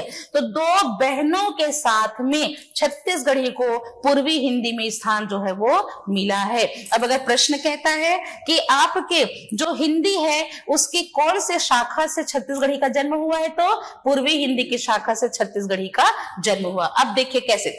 शौरसेनी जो पश्चिम में बोली जाती थी, राजस्थानी, ब्रज, बुंदेली, कन्नौजी, बांगरू, खड़ी बोली थी। मागधी के अंतर्गत बिहारी, बंगाली, उड़िया, असमिया थी। अर्ध मागधी के अंतर्गत अवधी, बघेली, छत्तीसगढ़ी। पैशाची के अंतर्गत लहंदा और पंजाबी। ब्राचड़ के अंतर्गत सिंधी। खस के अंतर्गत पहाड़ी भाषाएं। महाराष्ट्री के अंतर्गत मराठी और गुर्जर से हुआ गुजराती। और इसी में से जब हमने इन पूरी बोलियों को मिलाया तो 5 वर्गीकरण किया गया, पूर्वी, पश्चिमी, बिहारी, राजस्थानी और पहाड़ी हिंदी। और उसी में से अर्ध मागधी से पूर्वी हिंदी का जन्म हुआ, जिसके अंतर्गत अवधी, बघेली के साथ में छत्तीसगढ़ी का इस्तेमाल किया जाता है। ठीक है, आ रही समझ में। तो इस पूर्वी हिंदी का जन्म अगर देखा तो आप सभी को पता है कि पूर्वी हिंदी की उत्पत्ति कहां से हुई। ठीक है, छत्तीसगढ़ का नक्शा आपको नजर आ रहा है। छत्तीसगढ़ सबसे ज्यादा किसी राज्य को छूता है तो वो है उड़ीसा। ठीक है, इधर हमारे लिए क्या है, आपकी मागधी का प्रभाव। ठीक है, ये है महाराष्ट्र, इधर से किसका प्रभाव है, मराठी का प्रभाव। अब ये आंध्रा है, तेलंगाना है, दक्षिण भारत है, तो यहाँ पर किसका प्रभाव है, द्रविड़ भाषा का प्रभाव। ठीक है, अब अगर हम इधर जाते हैं तो झारखंड है, यूपी है। ठीक है, तो इधर से बिहार की भोजपुरी का प्रभाव। ठीक है, और इधर अगर हम जाते हैं तो इधर अगर हम मध्य प्रदेश के हिस्से में जाते हैं तो कहीं ना कहीं बघेली का प्रभाव सुनने को मिलता है। और इस तरह इस छत्तीसगढ़ अंचल के नक्शे को अगर हम देखते हैं तो यह छत्तीसगढ़ में मागधी का और इधर से आपकी शौरसेनी के बीच का हिस्सा होने की वजह से इसे अर्धमागधी कहा गया, जिस पर पश्चिम से मराठी, पूर्व से उड़िया, दक्षिण से गोड़ और उत्तर पूर्व से भोजपुरी का प्रभाव सुनने को मिलता है। और इसका प्रभाव हमारी छत्तीसगढ़ी की भाषा में देखने को मिलता है। तो पूर्वी हिंदी के अगर हम देखते हैं तो छत्तीसगढ़ी भाषा पूर्वी हिंदी की प्रमुख बोलियों का संक्षिप्त विवरण यहाँ पढ़ेंगे। और पूर्वी हिंदी में हमारे लिए कौन कौन आती है, एक आती है अवधी और एक आती है हमारे लिए बघेली। ठीक है, तो अवधी और बघेली की बात की जाएगी तो अवधी, बघेली और हमारी छत्तीसगढ़ी, ये 3 बोलियां हमारी किसके अंतर्गत रखी गई है, छत्तीसगढ़ी, अवधी, बघेली को पूर्वी हिंदी के अंतर्गत रखी गई है। पूर्वी हिंदी के बारे में देखा जाए तो ये कहा जाता है कि छत्तीसगढ़ के अंतर्गत पूर्वी हिंदी का उद्भव आखिर कहां से हुआ, तो सर जॉर्ज ग्रियर्सन का कुछ मत है। कहा जाता है कि सर जॉर्ज ग्रियर्सन का भाषा के योगदान में सबसे बड़ा महत्व देखने को मिलता है। कहते हैं कि अर्धमागधी से जब पूर्वी हिंदी का जन्म हुआ तो छत्तीसगढ़ी भाषा का प्रयोग इस राज्य में रहने वाले लोगों के द्वारा प्रयोग किया जाता था। इसमें 3 प्रकार की मुख्य बोलियों को स्थान दिया गया है, अवधी को, बघेली को और छत्तीसगढ़ी को। इससे स्पष्ट होता है कि छत्तीसगढ़ के अंतर्गत मुख्य तौर पर बोलियों का एक समूह है। छत्तीसगढ़ के अंदर भाषाओं को छोड़कर बोलियों का एक समूचा समूह समाया हुआ है, क्योंकि पूर्वी हिंदी की भाषाओं को नहीं, पूर्वी हिंदी भाषाओं का समुदाय नहीं है, इसमें बोली का समुदाय है। पूर्वी हिंदी बोली का समुदाय है। ठीक है, समझ में आ रही बेटा? पूर्वी हिंदी के अंतर्गत बोलियों को स्थान दिया गया है, इसमें भाषा स्थान प्राप्त नहीं करती हैं। ग्रियर्सन कहते हैं कि भारतीय आर्य भाषाएं जो है उसके मध्यवर्ती शाखा, जिसको हम पूर्व हिंदी की बात करते हैं, इसमें बोलियों को स्थान दिया गया है, जिसमें अवधी, बघेली और छत्तीसगढ़ी है। तो छत्तीसगढ़ के अंदर पूर्वी हिंदी की बात की जाए तो ये पूर्वी हिंदी यानी कि उत्तर प्रदेश यानी कि अवध और आगरा के आसपास, ठीक है, बोली जाती थी। ठीक है, दूसरी बात, जबलपुर मंडला होते हुए अवध यानी कि आपका अवध का क्षेत्र और इधर आपके यूपी में आगरा का क्षेत्र, उधर एक ऐसी बोली भाषा थी। जबलपुर मंडला होते हुए जब आर्य और शासक इस क्षेत्र में आए तो उनके साथ में इस बोली को यहाँ पहले स्थापित किया गया। जब इसका प्रमाण मिलता है कि रतनपुर में जब हैहय वंशीय शासक आए थे, उनके द्वारा इसे एक राह दिलाई गई और भौगोलिक क्षेत्रीयता की वजह से विभिन्न प्रकार की खूबियां, कला और संस्कृति होने की वजह से इस क्षेत्र के अंतर्गत इस बोली को इस राज्य के नाम से नाम दिया गया और इसे हमने छत्तीसगढ़ी का नाम दिया है। अब इसी में आती है हमारे लिए अवधी। ठीक है, अब अगर हम अवधी की बात करें तो ये क्या है और क्यों इसका प्रयोग किया जाता है। ठीक है, अवधी छत्तीसगढ़ का वो हिस्सा है जो अवध का दक्षिणी हिस्सा है। अवधी के बारे में आप सभी को पता है कि मध्यकाल के अंतर्गत सबसे बड़ी साहित्य की भाषा थी अवधी, जिसका प्रयोग मलिक मोहम्मद जायसी ने पद्मावत की रचना के लिए, ठीक है, और आपके तुलसीदास ने रामचरितमानस को लिखने के लिए किया था। ये अवधी जो कन्नौजी है यानी कि कानपुर, पीलीभूत, शाहजहांपुर, हरदोई और पश्चिम में ब्रज से प्रभावी है। इस अवधि पर हल्का फुल्का ब्रज का भी प्रभाव है और इसी का प्रमाण है कि ब्रज का प्रभाव अवधि में पड़ा और अवधि का प्रभाव छत्तीसगढ़ी में सुनने को मिलता है। इसे हम पूर्वी भी कहते हैं या हम इसे कोसली के भी नाम से पुकारते हैं और यही वजह है कि छत्तीसगढ़ की प्राचीन बोली क्या है कहते हैं तो छत्तीसगढ़ की प्राचीन बोली कोसली को मानी जाती है। अवधि जिसका प्रयोग अगर देखा जाए तो भक्ति काल में अगर देखा जाए तो प्रयोग हुआ था न केवल साहित्यिक रचनाओं में, बल्कि इस अवधि का प्रयोग है सुल्तानपुर, बाराबंकी, कानपुर, बहराइच, सीतापुर, फौजाबाद ऐसे क्षेत्र में इसका प्रयोग जो है वो किया जाता है। ठीक है, यहां तक कि इस अवधि का प्रयोग नेपाल के तराई प्रदेश में होता है ना। कुछ धर्म वाले और इतिहास वाले कहते हैं कि सीता जी का जन्म नेपाल में हुआ था, कुछ लोगों का कहना है कि नेपाल में हुआ था, चूंकि वहां तक के क्षेत्र विशेष में अवधि का प्रभाव था, तभी तो दशरथ की बहू बनी वो, है ना। तो कहने का मतलब है कि न केवल कानपुर, सीतापुर, बाराबंकी, बहराइच, फौजपुर, सुल्तानपुर में अवधि है, बल्कि नेपाल के तराई प्रदेश में भी इस अवधि का इस्तेमाल किया जाता है।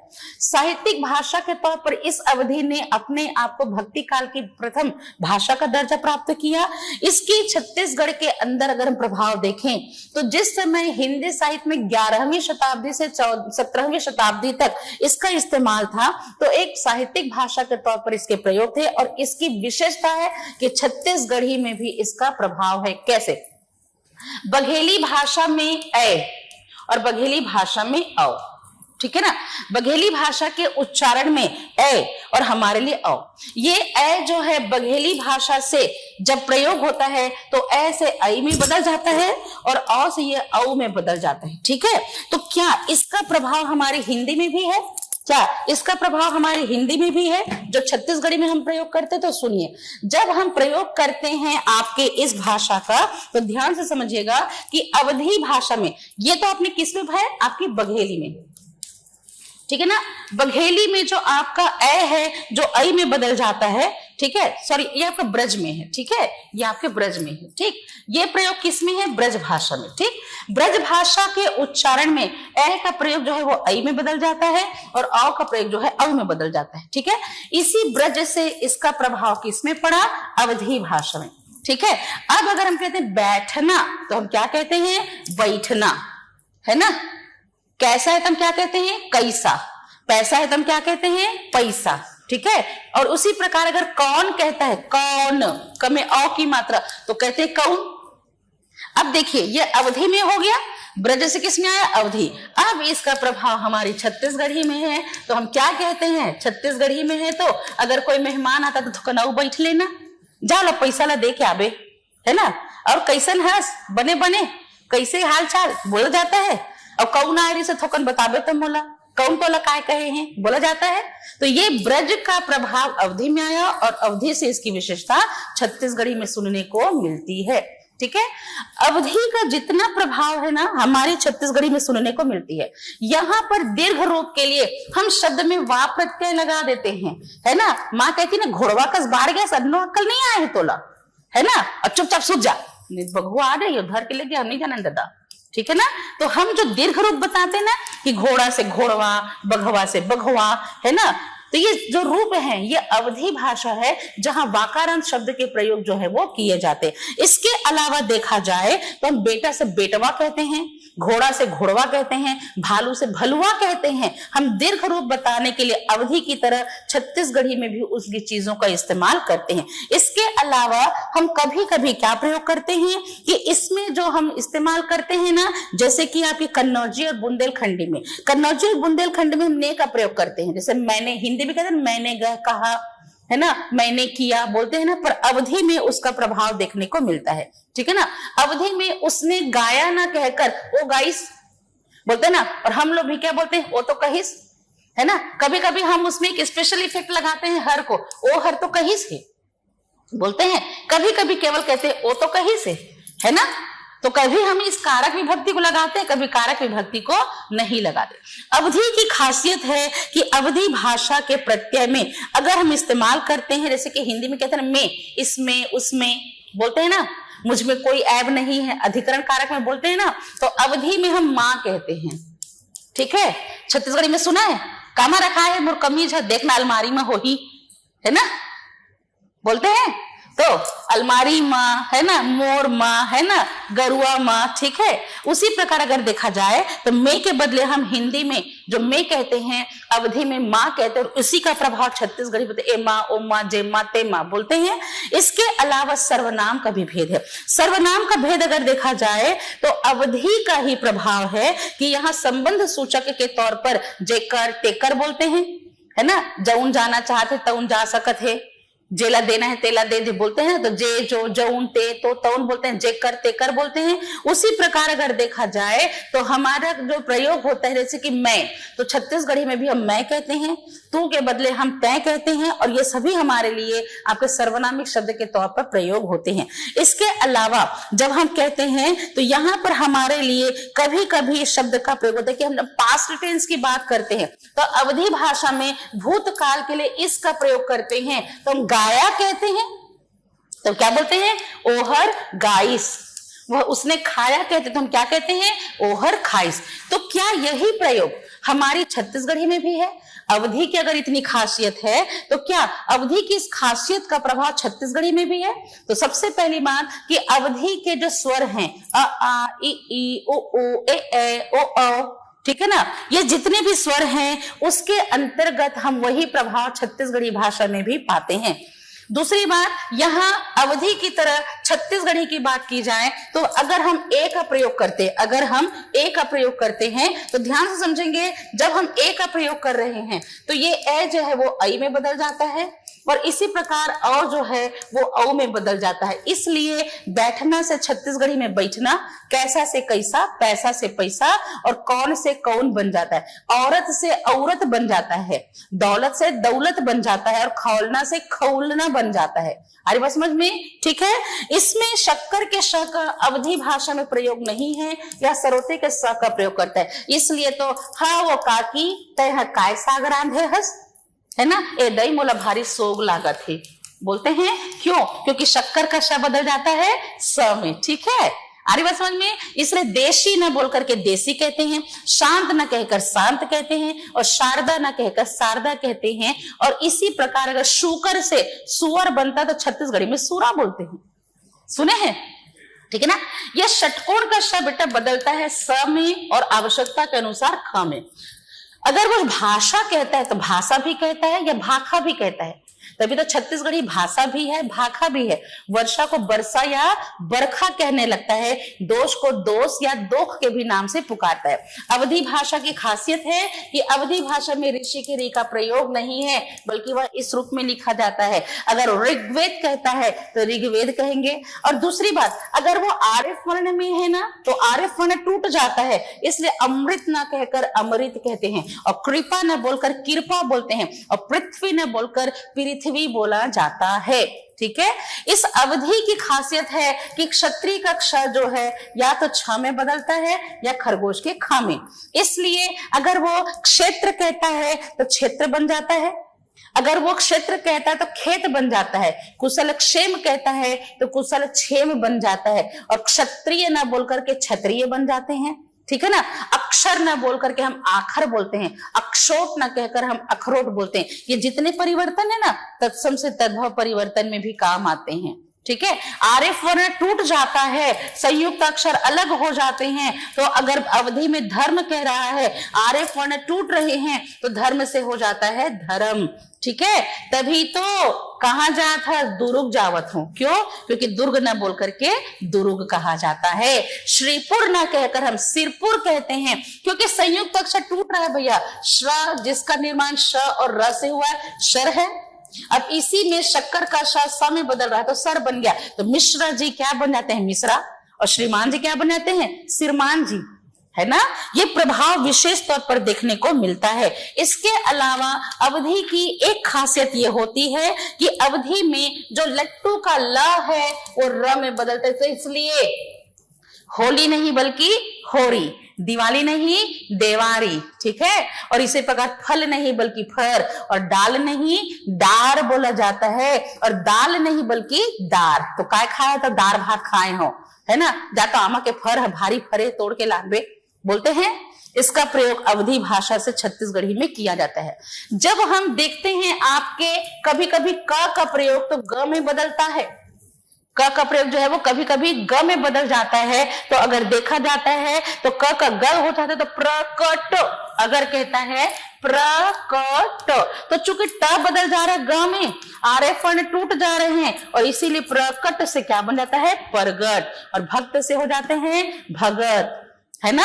और शक्ति से शक्ति ही है, भक्ति से भक्ति ही है, लेकिन प्रकट से प्रगट बन जाता है, और इसी प्रकार शाक से साग बन जाता है, और शोक से सोग बन जाता है। और ये सारे प्रभाव हैं जो छत्तीसगढ़ी भाषा में भी विशेष तौर पर माना जाता है कि ये जितने अवधि के प्रभाव हैं, जहां वर्ण अक्षरों का रूपांतरण है, इसका प्रयोग है। जब हम ग और ह को मिलाते हैं तो हमारे लिए घ बन जाता है, इसलिए तो ए जगह ओ जगह न बोलकर हम क्या कहते हैं? ए जगह ओ जगह। ठीक है, ये अवधि का प्रयोग है जिसका इस्तेमाल विशेष तौर पर छत्तीसगढ़ी भाषा में, क्योंकि छत्तीसगढ़ अवध का दक्षिणी हिस्सा है, इसलिए छत्तीसगढ़ी भाषा में अवधि का विशेष प्रभाव सर्वाधिक सुनने को मिलता है, जिसका प्रयोग हम न चाहते हुए भी अपनी दैनिक बोलचाल की परिस्थिति में करते हैं। क्लियर हो गया? ठीक है, दूसरी बात आ जाती है अब आपकी बघेली। तब आप कहोगे कि बघेली क्या है? बघेल खंड के क्षेत्र विशेष में बोले जाने वाले की वजह से इसे क्या नाम दिया जाता है? बघेली। ठीक है, ये बघेली जिसका इस्तेमाल बघेलखंड में होता है, उस क्षेत्र विशेष में प्रयोग होने की वजह से इसे बघेली कहा जाता है। कुछ विद्वान अवधि के ही अनुसार बघेली के प्रभाव को छत्तीसगढ़ी भाषा में समझते हैं। उनका कहना है क्योंकि अवधि और बघेली की रचना मिलती जुलती है छत्तीसगढ़ी के व्याकरणों में और छत्तीसगढ़ी के बोलचाल की भाषा में, इसलिए भाषा के तौर पर अगर बघेली की बात करें तो रीवा को इसका केंद्रीय स्थल माना जाता है, इसलिए इसे रिवाई या रिवाणी के भी नाम से पुकारा जाता है। दूसरी बात कि बघेली की कोई लिपिबद्ध परंपरा नहीं थी, अवधि ने खुद को साहित्यिक भाषा के तौर पर लेखन में बांध लिया, इसलिए अवधि प्रचलन में बढ़ती चली गई, साहित्य की भाषा बन गई, परंतु बघेली को कभी भी लिखा नहीं गया। लेकिन उसके प्रयोग में जो वर्ण अक्षरों के रूपांतरण हैं, उनका प्रभाव छत्तीसगढ़ अंचल में सुनने को मिलता है। क्योंकि अगर देखा जाए तो पश्चिम के ऊपर की ओर अगर हम जाते हैं है ना। उत्तर पश्चिम की ओर अगर जाते हैं तो कहीं ना कहीं इसमें बघेली का प्रभाव सुनने को मिलता है। दूसरी बात कि रीवा के अलावा दमोह, सतना, सीधी, जबलपुर, मंडला, इसी प्रकार बालाघाट, शहडोल, बांदा के आसपास इसका प्रयोग होता है। यहां तक कि मिर्जापुर के आसपास, हमीदपुर के आसपास इस बघेली का प्रयोग किया जाता है। इस बघेली को अवधि की दक्षिणी शाखा मानी जाती है। इस बघेली को अवधि की दक्षिणी शाखा मानी जाती है और स्वतंत्र बोली मानकर इसे बघेलखंड में प्रयोग होने की वजह से बघेली कहा जाता है। थोड़ा सा इसमें थोड़ा सा लिटिल बिट बुंदेली का भी प्रभाव है। यह बुंदेली जो चंबल यमुना नदी के आसपास जबलपुर, रीवा और विंध्याचल पर्वत श्रृंखला के पास बोली जाती है। बुंदेली के चारों ओर ब्रज का और कन्नौजी का, मालवा का और मराठी का और बघेली का प्रभाव देखने को मिलता है। और यही बघेली जब छत्तीसगढ़ राज्य की सीमा दायरे को छूती है तो बघेली का प्रभाव छत्तीसगढ़ अंचल, बघेल नरेश आए थे जब जबलपुर मंडला होते हुए यहाँ आए थे, जो हैयाई वंश शासक थे, तो उनके साथ बघेली भी उनके साथ में आई थी। तो बांदा, झांसी, हमीरपुर, ग्वालियर, बालाघाट, ओरछा, दतिया, सागर, होशंगाबाद में जो आपकी बोली जाती है तो बघेली बुंदेली बोली जाती है। तो इसका मिश्रण क्या है, बघेली की खासियत क्या है? तो बघेली भाषा में अगर देखा जाए तो कहीं ना कहीं हम यहाँ पर विशेष तौर पर इस्तेमाल करते हैं। जैसे कि आप सुने होंगे, आपको नहीं पता होगा कि उसका प्रयोग कैसा है। सेकंड पर्सन के लिए है ना, सेकंड पर्सन तुमन जाहू, तुमन खाहू, आप मन जाहू, आप मन खाहू बोलते हैं, तुमन करहू बोलते हैं। उसी प्रकार तुमन जात हो, तुमन खात हो बोलते हैं। तो कहीं का मतलब देखा जाए तो अगर हम मध्यम पुरुष के लिए भविष्य काल में ब का प्रयोग करते तो बघेली में ह हो जाता है, तो देखी ह बन जाता है, देखी बौ। अगर वो देखी बौ कह के अवधि में कहता है तो बघेली में वो देखी ह हो जाता है। यही वजह से मैं ह जाहूं, मैं ह खाहूं, मैं करीहूं का प्रयोग कुछ छत्तीसगढ़ अंचल के अंतर्गत व्यक्ति जो है सेकंड पर्सन अपने आप को बताने के लिए करता है कि मैं जाऊंगा कहता है, तो मैं हर जाहूं, मैं हर खाहूं का भी प्रयोग करता है। लेकिन मोस्ट ऑफ पर्सन क्या बोलते हैं, मैं जाहूं, मैं खाहूं। 98% अगर व्यक्ति कहता है मैं जाहूं, मैं खाहूं, मैं लिखूं, मैं पढ़ूं, लेकिन कुछ ऐसे पर्सन हैं मैं जाहूं, खाहूं। और अगर आप यही चीज चले जाते हैं किधर, शक्ति जांघी रकलतरा की ओर, तो मैं जइहूं, मैं खइहूं, मैं कहिहूं। कभी कभी उधर के लोग मैं जाहा, मैं खाहा, मैं करिहा में बदल जाता है। क्यों? क्योंकि क्षेत्रीय विविधता का विशेष प्रभाव देखने को मिलता है। दूसरी बात, बघेली की खासियत है कि यहाँ वचन के व जो है वो बकरी के ब में बदल जाता है, इसलिए विवेक नाम का लड़का विवेक बन जाता है। ठीक है ना। वर्षा से बरखा हो जाती है, विचार से विचार, तो क्या विचार है बता, है ना। और विवाह से बिहाव बन जाता है, विवाह से बिहाव बन जाता है। और देखा जाए तो अगर हम जवाब कहते हैं तो जवाब देना, जवाब देना बोला जाता है। इसी प्रकार विष से विष बन जाता है या बिख बन जाता है। वश में कर लेना कहते तो बस में कर डारे हृदय अपन घर वाला बोलते हैं, है ना। भारी भारी गुण बुद्धि होकर बहुरिया में निचट बस में कर डारे है अपन घर वाला बोलते हैं। ठीक है, क्योंकि वह बदल जाता है ब में। और बघेली की खासियत है बेटा कि ग और ह अगर एक जगह आते हैं तो दोनों का प्रोनाउंसिएशन है जो घ में बदल जाता है। क्या कभी गौर किया है कि सूर्य को सूरज क्यों कहते हैं? क्योंकि यज्ञ का य बघेली के प्रभाव से ज में बदलते हैं, इसलिए छत्तीसगढ़ का यादव समाज जादव हो जाता है।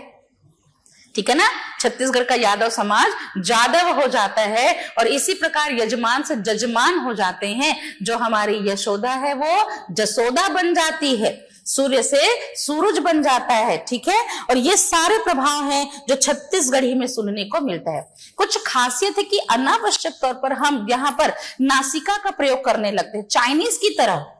चाइनीज जो भाषा है ना, चीनी तिब्बती, उसमें अनुनासिके का वर्णन प्रभाव ज्यादा है ना। वैसे ही छत्तीसगढ़ी भाषा में भी हम अनुनासिके का प्रभाव बघेली से करते हैं। अब हमारे पास हाथी है ना, हाथी है, लेकिन हम ज्यादा दौड़ दौड़ के देख हाथी आए हैं बोलते हैं, तो हाथी ना बोल करके हाथी, साथी ना बोल करके साथी, ऐसा प्रयोग करके हम अनुनासिकता का प्रयोग बघेली में ज्यादा करने लगते हैं।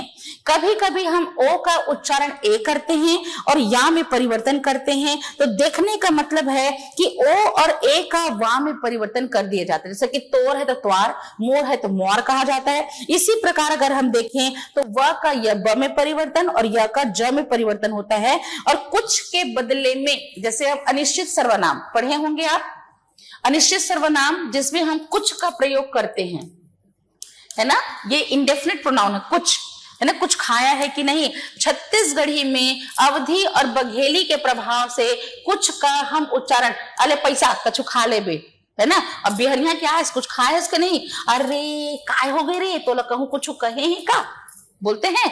तो ये अनिश्चित सर्वनाम का प्रयोग अवधी बघेली के प्रभाव से छत्तीसगढ़ी भाषा में भी किया जाता है।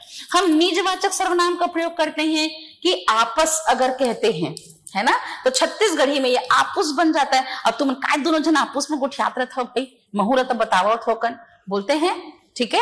इसी तरह देखा जाए तो हम यहाँ पर एक निजवाचक सर्वनाम में अपना कहते हैं ना, मैं अपना काम कर लूंगा भैया, तुम अपना काम देखो, है ना। तो छत्तीसगढ़ी में क्या कहते, मैं अपन बूता ल कर लूं, अपन ल तो देख, है अपन बिस्कुट ल खा दारिस, मोरल मांगा थी, बोलते ना, अपन ल खाते चुपचाप, मोर ल झन देख, बोलते ना, अपन ल खा दा रहे, मोला कहूं कुछ नहीं, बोलते हैं, ठीक है। तो ये हमारे लिए कहीं ना कहीं बघेली के प्रभाव से विशेष तौर पर देखने को मिलता है। जो हम सेकंड पर्सन के लिए हम हिंदी में तुम का प्रयोग करते हैं ना, इसके लिए छत्तीसगढ़ी में अलग अलग रूप हैं। तुम के लिए विशेष तौर पर हम कभी कभी तुम्हारा है कहते हैं तो तुम्हारे का, कभी कभी क्या कहते हैं, हाँ जी ये सामान है तुम्हारे का है ना, और तुहार हो ही देखा तो थोकन बोला जाता है। तो तुम, तुम्हार, तुहार, है ना, इसका प्रयोग जो है विशेष तौर पर किया जाता है। अगली बार रेस्पेक्ट देने के लिए जब हम हिंदी में सेकंड पर्सन को आप कहते हैं ना, आप जाएंगे क्या, सेकंड पर्सन को कहते हैं ना, छत्तीसगढ़ी में भी कहते हैं आप मन जाहो का, आपन कहाँ जात हो, आप मन खाना उना खाए हो कि नहीं, बोला जाता है। तो क्या लगता है कि छत्तीसगढ़ी कोई बहुत टेम्परेरी और लोकल और घटिया है, कितनी कितनी क्वालिटी है। अवधी जो साहित्य की भाषा थी, बघेली जो थी, उसकी विशेष पहचान इसमें देखने को मिलती है। यहां तक कि देखा जाए तो हम अवधी के अनुसार बघेली से भी कभी कभी इसका प्रयोग देखते हैं। हम यहाँ पर ओ और वो का प्रयोग मिलते हैं। हमारा उच्चारण तो होता है ओ, हा ओ अम्मा ओ है, हा ओ अम्मा ओ है, लेकिन क्या सुनाई देता है, वो सुनाई देता है, हा वो अम्मा। तो हम जो ओ का उच्चारण है वो करने लगते हैं, है ना। हाँ वो नोनी कब के आए है, लेकिन हम क्या बोलते हैं, हाँ वो नोनी कब के आए है, हाँ वो मामी, हाँ वो काकी बोलते हैं। तो ओ का प्रोनाउंसिएशन हमारे द्वारा वो में किया जाता है। और इसी तरह देखा जाए तो खासकर इसमें कुछ भोजपुरी का भी प्रभाव। अब आप कहेंगे कि भोजपुरी कहाँ, वो तो बिहार में है। तो सरगुजा अंबिकापुर की ओर जाते हैं तो यूपी के बनारस, गाजीपुर, गोरखपुर, देवरिया, आजमगढ़, बिहार के चंपारण, रांची में इसका प्रयोग किया जाता है।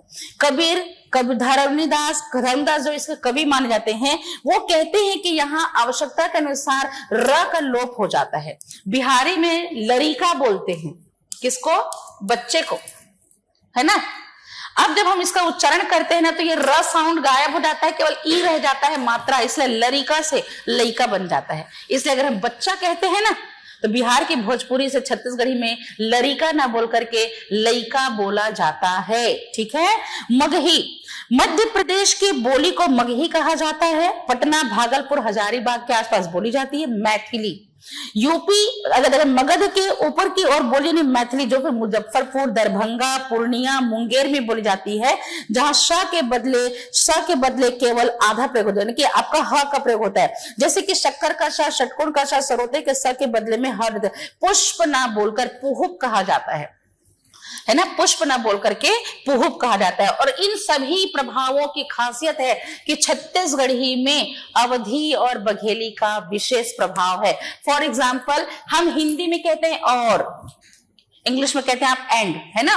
और के लिए छत्तीसगढ़ी में यदि हम औ कहते हैं तो सुनिएगा, बघेली में इसे हम और कहते हैं और अवधी में भी और कहते हैं। तो छत्तीसगढ़ी में दोनों प्रयोग है। औ भात खा लेना थोकन, है ना, और माँ मारती है, औ मार खाबे बोलती है ना, औ मार खाओ, औ मारो, बने मारेला, औ मार थोकन बोलते हैं कि मतलब और मारो, है ना। लेकिन कभी कभी क्या बोलते हैं, थोकन और भात ले ले, है ना, थोकन और पढ़ ले बोला जाता है। इसी तरह अगर हम कहते हैं मैला, जो गंदा है ना, कपड़े गंदे हो जाते हैं तो बोलते हैं काबर मैला कपड़ा ला पहन के आए हंस रे, जब बने साफ सुथरा धो के आवे बोला जाता है। अब इसको छत्तीसगढ़ी में मैलहा बोलते हैं, अवधी में मैल बोलते हैं और बघेली में भी मैल बोलते हैं। और कैसे बने अच्छा के लिए छत्तीसगढ़ी में बने दिखत है वो तो लुगरा बोलते हैं कि अच्छा लग रहा है, छत्तीसगढ़ी में बने कहते हैं। अब अवधी में इसे बढ़िया और बघेली में निकहा कहते हैं। तो इनका प्रयोग बढ़िया गोठियाथस तय अच्छा बात करथस बने गोठियाथस, बढ़िया लागिस तो बोली है बोलते हैं, निकहा है वो ओकर बेटा बने सुंदर दिखते बोलते हैं, है ना। इसी तरह अगर हम तालाब कहते तो तरिया छत्तीसगढ़ी में है, तालाब अवधी में है, और तालाब कह के हमारे लिए आपका किसमें रहता है, बघेली में। और यही वजह है कि ये ऊ वाह हो जाता है, इसे तालाब बोलते हैं, तालाब बोलने लगते हैं, ठीक है। उच्चारण में नाम कहते तो नाव कहते तो काय नाव है तो, है ना। अब नमक को हम नून कहते हैं तो हमारे लिए आपका अवधि में नून है, लेकिन बघेली में लोन कहा जाता है। जो आपकी स्टार्स हैं जिसे हम चांदनी कहते हैं, किसमें, छत्तीसगढ़ी में हम चंदैनी कहते हैं, छत्तीसगढ़ी में चंदैनी कहते हैं, स्टार्स को अवधि में तारा कहते हैं, और आपकी बघेली में चांदनी कहते हैं। ये सारे प्रयोग हैं जहां पर आपने देखा होगा कि बिरवा, जहां पर आपकी बघेली में पौधा को कहा जाता है, हम वृक्ष को पेड़ कहते हैं, और छत्तीसगढ़ी में वृक्ष को रुख कहा जाता है। तो यही खासियत है कि छत्तीसगढ़ी कोई एक विशेष प्रकार की बोली है जिस पर अवधि का प्रभाव क्यों है, क्योंकि अवध का दक्षिणी हिस्सा होने की वजह से इसमें अवधि का विशेष प्रभाव देखने को मिलता है। क्योंकि बघेल खंड के शासकों का छत्तीसगढ़ में आना, जहां हैहई वंशी शासक आए जबलपुर मंडला होते हुए, उधर की जबलपुर मंडला जिधर पर बघेली का प्रभाव है, उसका थोड़ा सा रूप यहाँ पर विशेष तौर पर सुनने को मिलता है, ठीक है। तो यहाँ पर आपकी छत्तीसगढ़ी भाषा का उद्भव, पूर्वी हिंदी से उसका परिचय, पूर्वी हिंदी का उस पर प्रभाव हमने पढ़ लिया। अब हम पढ़ेंगे छत्तीसगढ़ का अर्थ क्या है और उसका नामकरण कैसे पड़ा, ठीक है। घड़ी देखने लग गए, थक गए आप लोग, हैं? मैं पहले ही बता चुकी हूं, हाँ, कि लैंग्वेज पर अगर मजाक में लिया तो चाहे आप जीएस के लिए आप चाहे वो 110% आप तैयारी रखो, सी सेट क्वालिफाई नहीं तो 198 मार्क्स लाकर भी कोई काम का नहीं है।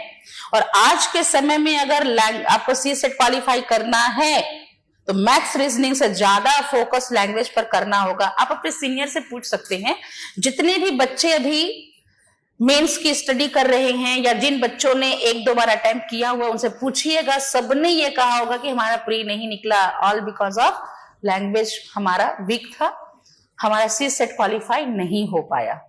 तो जहां 40 प्रश्न दे रहा है, हम इतने डफर तो नहीं होंगे कि 40 प्रश्न में 10 भी ना बने, है ना।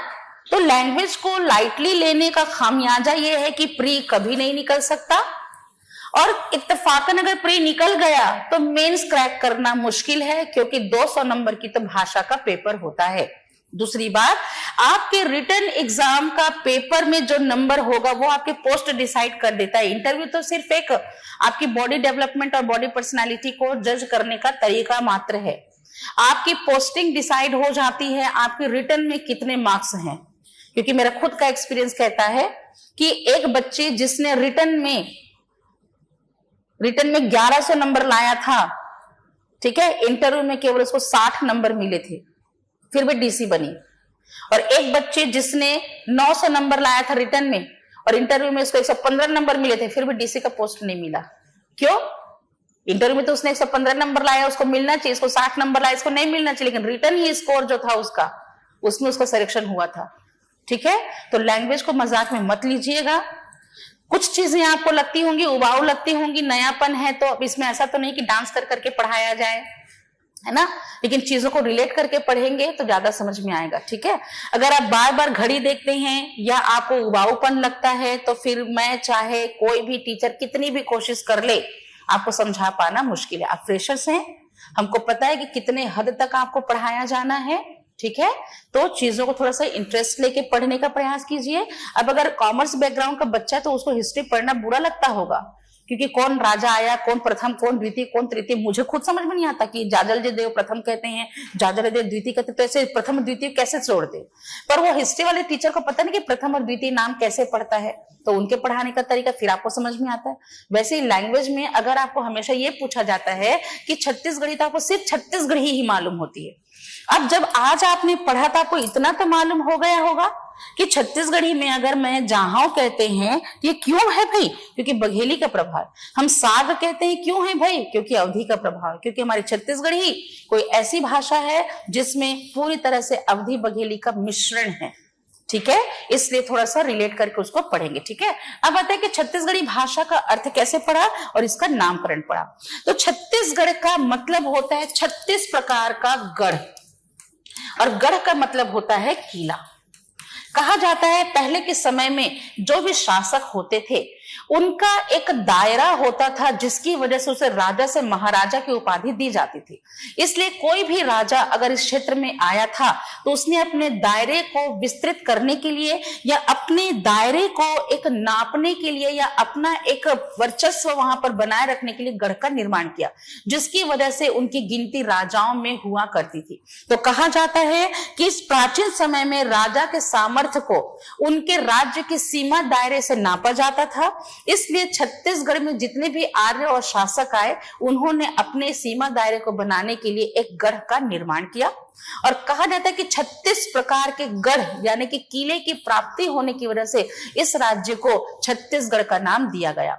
जहां तक मैंने सुना है कि गढ़ यानी कि एक होता है जहां पर आपके बीच में जो राजा का महल होता है, चारों तरफ शायद पानी होते हैं, ऐसा कुछ लोग कहते हैं, ताकि कोई दुश्मन उनके राज्य में हमला ना कर सके। तो ये जो कोटगढ़ है ना, वहां पर एक ऐसा ही गढ़ है, कहते हैं कि वहां पर जो महल था वो बीच में था और किनारे किनारे पानी का उनका हिस्सा था। जैसे अपने फेरी टेल्स वगैरह में दिखाते हैं ना कि एक महल होता है, उसके बाहर पानी का हिस्सा था ताकि दुश्मन ना आ पाए, वैसे ही गढ़ का निर्माण था। और कहा जाता है कि 36 प्रकार के गढ़ की प्राप्ति होने की वजह से इस राज्य को छत्तीसगढ़ के नाम से पुकारा जाता है। इसका उद्भव कब हुआ? कहते हैं इसमें 36 प्रकार के गढ़ तो पाए गए, लेकिन इसके नामकरण को लेकर विद्वानों का अलग मत और विचार है। कहते हैं छत्तीसगढ़ राज्य की स्थापना कब हुई थी? 1 नवंबर को। छत्तीसगढ़ राज्य की स्थापना कब हुई थी? 1 नवंबर को हुई थी। इसलिए छत्तीसगढ़ राज्य अगर हम कहते हैं तो राज्य स्थापना दिवस के तौर पर कब मनाया जाता है? 1 नवंबर को मनाया जाता है। ठीक है, इससे पहले यह मध्य प्रदेश का एक अभिन्न अंग हुआ करता था। जब इसको दायरों में बांटकर अलग किया गया तो इसकी आकृति किसकी तरह हो गई? सी हॉर्स की तरह, मतलब कि समुद्री घोड़े की तरह। इस छत्तीसगढ़ राज्य की खासियत है कि जितने राज्य की सीमा दायरे को छूता है उतने राज्य की बोली भाषा के प्रभाव को लेकर चलता है। इसलिए अगर हम पश्चिम की सीमा दायरे में जाते तो दुर्ग, राजनांदगांव, डोंगरगढ़ की तरफ से मराठी मिक्सअप हो जाती है। गरियाबंद, महासमुंद की ओर से अगर हम जाते हैं आपके सरायपाली वगैरह की ओर तो उड़िया मिक्सअप हो जाती है। अगर हम बस्तर, कांकेर की ओर जाते हैं तो हल्बी के साथ साथ गोड़ का प्रभाव होता है। और अगर अंबिकापुर, सरगुजा की ओर जाते हैं तो भोजपुरी का प्रभाव सुनने को मिलता है। और इस तरह देखा जाए तो जो भी यहाँ पर खुदाई में ताम्रपत्र और शिलाखंड प्राप्त हुए हैं उन सभी में इस क्षेत्र का नाम छत्तीसगढ़ के नाम से ही पुकारा गया है।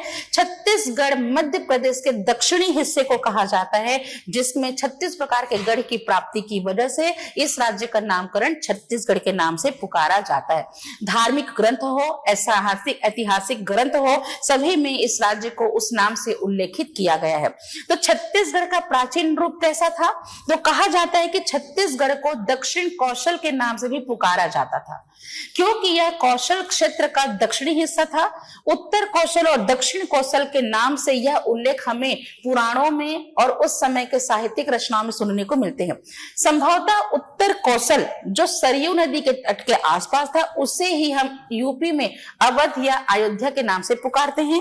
और दक्षिण कौशल जो है, जो विंध्याचल पर्वतमाला की श्रृंखला से घिरी हुई थी, वही वर्तमान का छत्तीसगढ़ माना जाता है। दूसरी बात कि जो भी अभिलेख, प्रशस्ति पत्र, ताम्र पत्र, शिलाखंड प्राप्त हुए हैं उसमें भी इस क्षेत्र को दक्षिण कौशल के नाम से पुकारा जाता था। यहां तक कि रतनपुर में जो कलचुरी शासक थे, जिसे हैहय वंश शासक कहते हैं, तो जाजल देव प्रथम ने जब रतनपुर अभिलेख लिखवाया था तो उनके जो कवि थे, जब उन्होंने उसे लिखा तो उसमें भी इस राज्य को दक्षिण कौशल के नाम से पुकारा गया था। पाणिनि जो संस्कृताचार्य कहलाते हैं, पाणिनि ने भी इसमें जब प्रयोग किया तो उन्होंने भी इस राज्य को कौशल के नाम से पुकारा है। कालिदास के द्वारा रची गई आपके रघुवंश सार, जिसे रामगढ़ी की पहाड़ी में उन्होंने लिखा था, कहते हैं चूंकि रामचंद्र जी का ननिहाल है, रामचंद्र जी हमारे लिए छत्तीसगढ़ के भांजा हैं, हम भांजा को रामचंद्र जी के रूप में देव स्वरूप मानते हैं। इसलिए छत्तीसगढ़ एक ऐसा राज्य है जहां भांजा के पैर छुए जाते हैं। बाकी राज्यों में देखा जाए तो भांजा मामा मामी के पैर छूता है, पर एक छत्तीसगढ़ राज्य है जहां मामा के द्वारा भांजा के पैर गुरु और देवतुल्य समझकर छुआ जाता है। और यही वजह है कि कालिदास के द्वारा जब रघुवंश सार की रचना की गई थी तो उन्होंने उस रघुवंश सार में रामचंद्र जी का जहां जन्म हुआ था तो उत्तर कौशल का भी वर्णन था, और जब अपने मामा के गांव आते थे या फिर जब वो रामचंद्र जी के द्वारा जब सीता के साथ में वनवास का उल्लेख था तो उन्होंने दक्षिण कौशल का भी वर्णन वहां पर किया है। इससे स्पष्ट होता है कि कालिदास के समय जो भारतवर्ष में अवध था उसे उत्तर कौशल और दक्षिण था उसे दक्षिण कौशल के नाम से पुकारा जाता था, या कभी कभी इसे केवल कौशल नाम से पुकारा जाता था। गुप्तकालीन हर्षेण शिलाखंड में अगर देखा जाए तो उसमें भी इसे हम कौशल क्षेत्र कहते हैं। महाभारत के पुराणों में भी अगर देखा जाए, हरिवंश पुराण में भी देखा जाए तो पूर्व के क्षेत्र को पूर्वी कौशल और प्राक कौशल के भी नाम से पुकारा। कुल मिलाकर देखा जाए तो धीरे जब यहाँ पर भाषाओं पर सर्वे किया गया तो अलेक्जेंडर कर्निघम के द्वारा उसी प्रकार देखा जाए तो पुरातात्विक एक था आर्कियोलॉजिकल सर्वे ऑफ इंडिया। जब सर्वे किया गया तो इस प्रदेश के लिए कौशल राज्य तो कहा गया, परंतु इसके सामने, इस कौशल राज्य के सामने एक महा उपाधि लगा दी गई।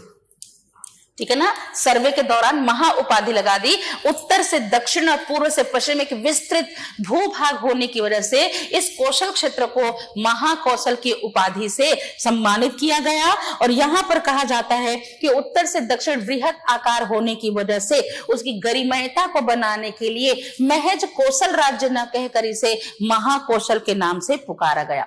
जितने लोग हैं उनके अलग अलग मत और विचार हैं, और सभी लोगों का कहना है कि इसमें देखा जाए तो शाब्दिक दृष्टि से इसे 36 किलो की गणना के अनुसार छत्तीसगढ़ के नाम से पुकारा जाता है। 36 प्रकार के गढ़ की प्राप्ति, कोटगढ़, बिलाईगढ़, चैतुरगढ़, डोंगरगढ़, लाफागढ़, इस तरह 36 प्रकार के गढ़ की प्राप्ति की वजह से इसे छत्तीसगढ़ का नाम दिया गया है। और साहित्यिक गतिविधियों में इसका सबसे पहला प्रयोग खैरागढ़ के जो राजा थे लक्ष्मी निधि राय, उन समय कवि थे, कवि दलपत राव।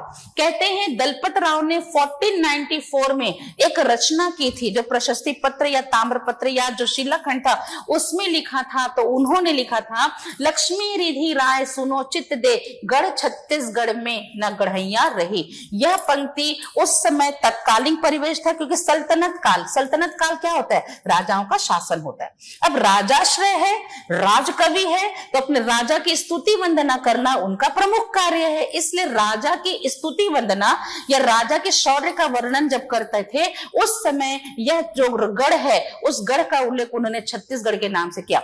इसके बाद रतनपुर में एक कवि थे गोपाल चंद्र मिश्र, जिसे छत्तीसगढ़ का वाल्मीकि कहा जाता है। इसे छत्तीसगढ़ का वाल्मीकि कहा जाता है। ठीक है, किसको? गोपाल चंद्र मिश्र को। इन्होंने खूब तमाशा की रचना आपकी जो रचना की थी, तो कहा जाता है कि नायब के 1689 से 1689 से 1712 तक ये जो थे राजा राज सिंह के राजाश्रित कवि थे। इन्होंने जब खूब तमाशा की रचना की 1686 में, है ना, गोपाल चंद्र मिश्र ने खूब तमाशा की रचना 1686 में की। और ध्यान से समझेंगे कि गोपाल मिश्र की सारी रचनाएं संस्कृत में थी।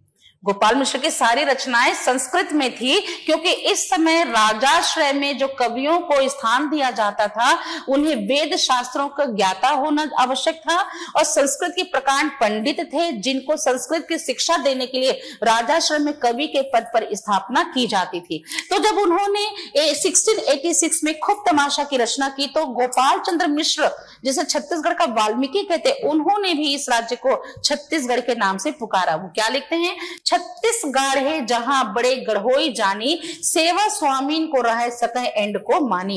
इसके बाद एक कवि हुए बाबू रेवाराम। कहते हैं इनका रेवाराम नाम क्यों पड़ा, इनकी माता पिता को संतान नहीं थी। नर्मदा मैया से इनके माता पिता ने मन्नत मांगी, फल स्वरूप एक पुत्र की प्राप्ति हुई। और रेवा जो है नर्मदा का पर्यायवाची शब्द है, इसलिए चूंकि अब लड़का था इसलिए उनका नाम रेवाराम पड़ गया। ये भी एक राजा के कवि थे। जब इन्होंने 1896 में विक्रम विलास की रचना की, राजा बाबू रेवाराम ने 1896 में जब विक्रम विलास की रचना की तो उन्होंने भी छत्तीसगढ़ शब्द का प्रयोग किया। इन्होंने तो इस छत्तीसगढ़ के अंदर के राज्यों का उल्लेख किया कि तीन में दक्षिण कौशल देशा, जहां अरि औतो केसरी बेशा, तासु मध्य छत्तीसगढ़ पावन, पुण्य भूमि सुर मुनिमन भावन। इसके बाद आते हैं धीरे धीरे का समय। तो गोपाल मिश्र के द्वारा कहा गया कि बसे 36 कुड़ी सब दिन के बनवारी सबके, कि जहां 36 प्रकार की कुड़िया यानी कि घर है जहां लोग रहते हैं, ये गोपाल मिश्र ने कहा। और कुरी 36 है, कुरी मतलब घर है जहां 36, कहां रूप राशि गुणपूरन महा, ये रेवाराम बाबू ने कहा। इन लोगों के मत को अगर देखा जाए तो कह सकते हैं कि छत्तीसगढ़ के अंदर जितने लोग थे उतने मत और विचार थे। छत्तीसगढ़ के पाणिनि कौन? काव्योपाध्याय। छत्तीसगढ़ का पाणिनि कौन कहलाते हैं? आपके काव्योपाध्याय। इनका कहना है चूंकि इस वर्षासन के अंतर्गत देखा जाए तो इस छत्तीसगढ़ के अंतर्गत चेदिश शासकों का वंश था, इसलिए कुछ जगहों पर इसे चेदिशगढ़, चेदिश्यगढ़, चेदिश्य संवत के भी नाम से पुकारा जाता है। हालांकि ये एक कल्पना मात्र मानी जाती है क्योंकि इसमें चेदिशगढ़ जैसा प्रयोग कहीं भी शिलाखंडों में प्राप्त नहीं हुआ। सर्वप्रथम शिलाखंड का उल्लेख दंतेवाड़ा कब मिलता है? जहां 1703 के आसपास का एक दंतेवाड़ा में शिलाखंड प्राप्त हुआ है, जिसमें विवरण में बताया गया है, जिसको 31 मार्च 1702 के आसपास लिखा गया था। बस्तर क्षेत्र में तत्कालीन राजा के जो राजगुरु थे मैथिली भगवान मिश्र के द्वारा उसे लिखा गया था, और जब ये प्राप्त हुआ तो इसे मंदिर के गर्भगृह में रखा गया है। और कहते हैं कि इसके अंतर्गत विशाल कक्ष में जब हम प्रवेश करते तो लेफ्ट हैंड साइड में वो शिलाखंड जो है वो रखा गया है। आर्कियोलॉजिकल सर्वे ऑफ इंडिया 1881-82 को जब किया गया था तो कहा जाता है कि बहुत से लोगों ने कुछ किंवदंतियां कही। कुछ लोगों ने कहा कि जब द्वापर युग में जरासंध का वध हुआ तो बिहार राज्य से कुछ 36 प्रकार के लोग इस क्षेत्र में शरणार्थी हुए, उनके द्वारा अपने निवास करने के लिए घर का निर्माण किया गया और वही छत्तीसगढ़ कालांतर में बदल के छत्तीसगढ़ के नाम से पुकारा जाता है। कोई कहता है, कर्निंगम कहते हैं कि अधिष्ठान पर्वतमाला से घिरी हुई थी, इसलिए अधिष्ठान को अधिश के नाम से पुकारा जाता है और इस राज्य को छत्तीसगढ़ के साथ छत्तीसगढ़ के नाम से पुकारा। जितने लोग उतने मत और विचार, सभी ने कहा कि इस राज्य में 36 प्रकार के क्षत्रिय शासक आए। इन क्षत्रिय शासकों ने अपने लिए एक गढ़ का निर्माण किया और 36 क्षत्रिय शासकों के गढ़ के निर्माण की वजह से 36 प्रकार के गढ़ की प्राप्ति इसे छत्तीसगढ़ नाम से अभिहित करती है।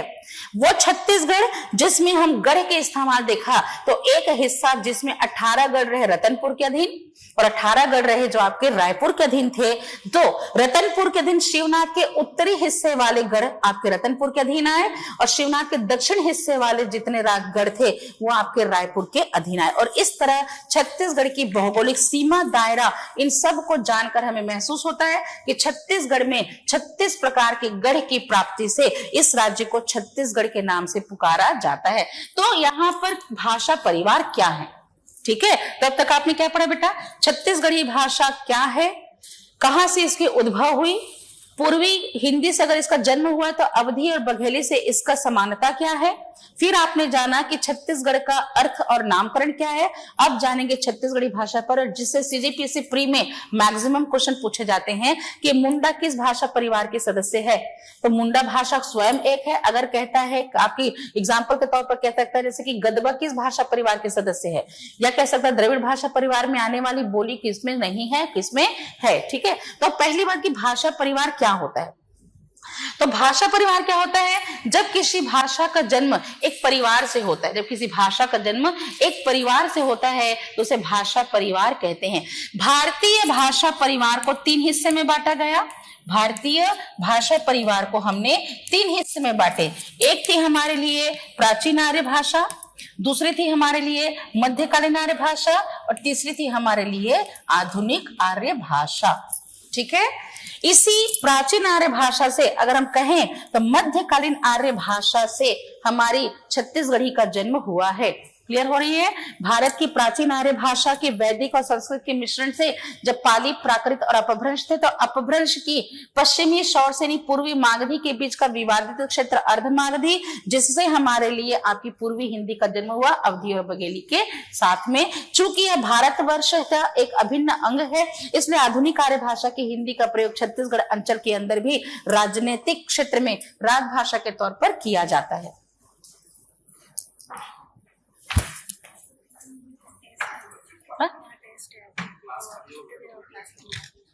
मैं तो 10:30 पौने 11 तक लूंगी। हाँ ठीक है,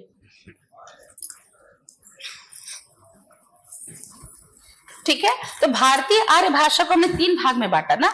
तो भारत के अंदर मुख्य तौर पर पहली आर्य भाषा भारतीय आर्य भाषा थी, यानी कि भारत के अंदर आर्य भाषा, उसके बाद में द्रविड़ भाषा परिवार, यानी कि भारोपीय, द्रविड़, मुंडा भाषा, आपके आग्रेय भाषा परिवार, और एक थी चीनी तिब्बती परिवार। तो हिंदी में 4 भाषा परिवार है। भारत के अंदर 4 भाषा परिवार है, आर्य भाषा, द्रविड़ भाषा, आग्रेय भाषा और चीनी तिब्बती भाषा। तो छत्तीसगढ़ के अंदर कितने भाषा परिवार है?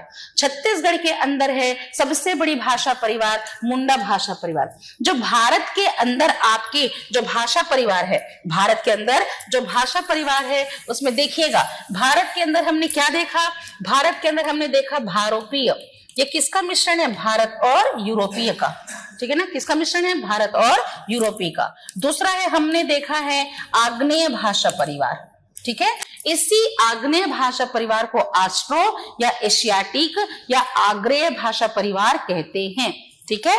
तीसरा हमने देखा दक्षिण भारत की ओर द्रविड़ भाषा परिवार, और चौथी भाषा परिवार आपकी आती है चीनी तिब्बती परिवार। क्लियर हो गया? तो भारत की जो आर्य भाषा है, भारत की आर्य भाषा कितने हैं? तो भारतीय भाषा परिवार में अगर भारतीय भाषा परिवार की बात करते हैं, तो भारतीय भाषा परिवार के अंतर्गत जो हमारी आपकी एक ऐसी भाषा परिवार है जो आग्रेय भाषा परिवार है, छत्तीसगढ़ के पैमाने पर यही आग्रेय भाषा परिवार छत्तीसगढ़ में मुंडा भाषा परिवार कहलाती है, ठीक है। यहाँ भारत और में से संस्कृत है और यूरोपियन भाषाएं हैं, तो भारोपीय बना, ठीक है। इसी प्रकार आग्रेय कहते थे बोलियों की प्रमुखता वाली भाषा को मुंडा भाषा परिवार कहते हैं, दक्षिण भारत की भाषा को द्रविड़ भाषा कहते हैं, और चीन और तिब्बत के सीमा दायरे की भाषा को चीनी तिब्बती कहते हैं। तो छत्तीसगढ़ के अंदर भारोपीय की अगर देखा जाए तो इसकी मध्यकालीन शाखा छत्तीसगढ़ के अंतर्गत भारोपीय से मध्यकालीन आर्य भाषा से हम इसका प्रभाव देखते हैं, जो आर्य भाषा कहलाती है। दूसरा बड़ी भाषा परिवार मुंडा भाषा परिवार है, दक्षिण छत्तीसगढ़ में द्रविड़ भाषा परिवार है, और सरगुजा के मैन पार्ट में चीनी तिब्बती का प्रभाव देखने को मिलता है। क्लियर हो गया? ठीक। और यही है कि हमारे छत्तीसगढ़ के अंदर सबसे बड़ी भाषा परिवार मुंडा भाषा परिवार माने। बोली की जहां प्रमुखता होती है, जहां पर बोलियों की प्रमुखता है, ऐसी भाषा परिवार जो भारत के मध्य और पूर्वी क्षेत्र में बोली जाती है। भारत के मध्य और पूर्वी क्षेत्रों में बोले जाने वाली बोलियों की प्रमुखता वाली भाषा परिवार को हम आग्नेय, आस्ट्रो एशियाटिक भाषा परिवार कहते हैं, और छत्तीसगढ़ के पैमाने पर उसे मुंडा भाषा परिवार कहा जाता है। इस मुंडा भाषा परिवार की बात की जाए तो प्राक मुंडा यानी कि सबसे शुरुआती दौर में इसके प्रभाव थे, तो इसमें दक्षिणी भी प्रभाव था और इसमें हमारे लिए उत्तरी भी प्रभाव था। दक्षिणी प्रभाव की बात की जाए तो छत्तीसगढ़ का दक्षिणी हिस्सा में बस्तर का क्षेत्र है और उसी प्रकार मध्य का क्षेत्र है। कुल मिलाकर दक्षिणी मुंडा भाषा परिवार के अंतर्गत प्राक बस्तर मुंडा में हम गदबा को लेते हैं और मध्य में हम खड़िया को लेते हैं, इसे हम खुड़िया के नाम से भी पुकारते हैं।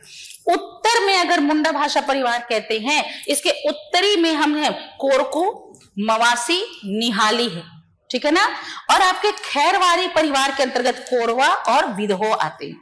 अब इसी विदहो के अंतर्गत नगेसिया, सौता या तुरी, मांझी, मंझवारा और खरड़, और ओवरऑल अगर मिलाया जाए तो मुंडा भाषा परिवार के सदस्य गदबा, खड़िया, कोरकू, मवासी, निहाली, विदहो, खैरवारी, नगेसिया, सौता, मांझी और मंझवार ये मुंडा भाषा परिवार की सदस्य कहलाती हैं, ठीक है। अगर क्वेश्चन कहता है कि खड़िया किस भाषा परिवार के सदस्य है तो मुंडा भाषा की, विदहो किसके अंतर्गत आती है तो मुंडा भाषा की, ठीक है। अब अगर प्रश्न कहता है कोरकू, मवासी, निहाली किस भाषा परिवार के सदस्य हैं तो मुंडा भाषा परिवार के सदस्य हैं। क्लियर हो गया। अब आता है दूसरा हमारे लिए आपके दक्षिण भाषा में प्रभाव द्रविड़ भाषा परिवार। अब आप कहेंगे कि दक्षिण भारत तमिल, तेलुगु, कन्नड़ और मलयालम में द्रविड़ भाषा है, छत्तीसगढ़ में कैसे है?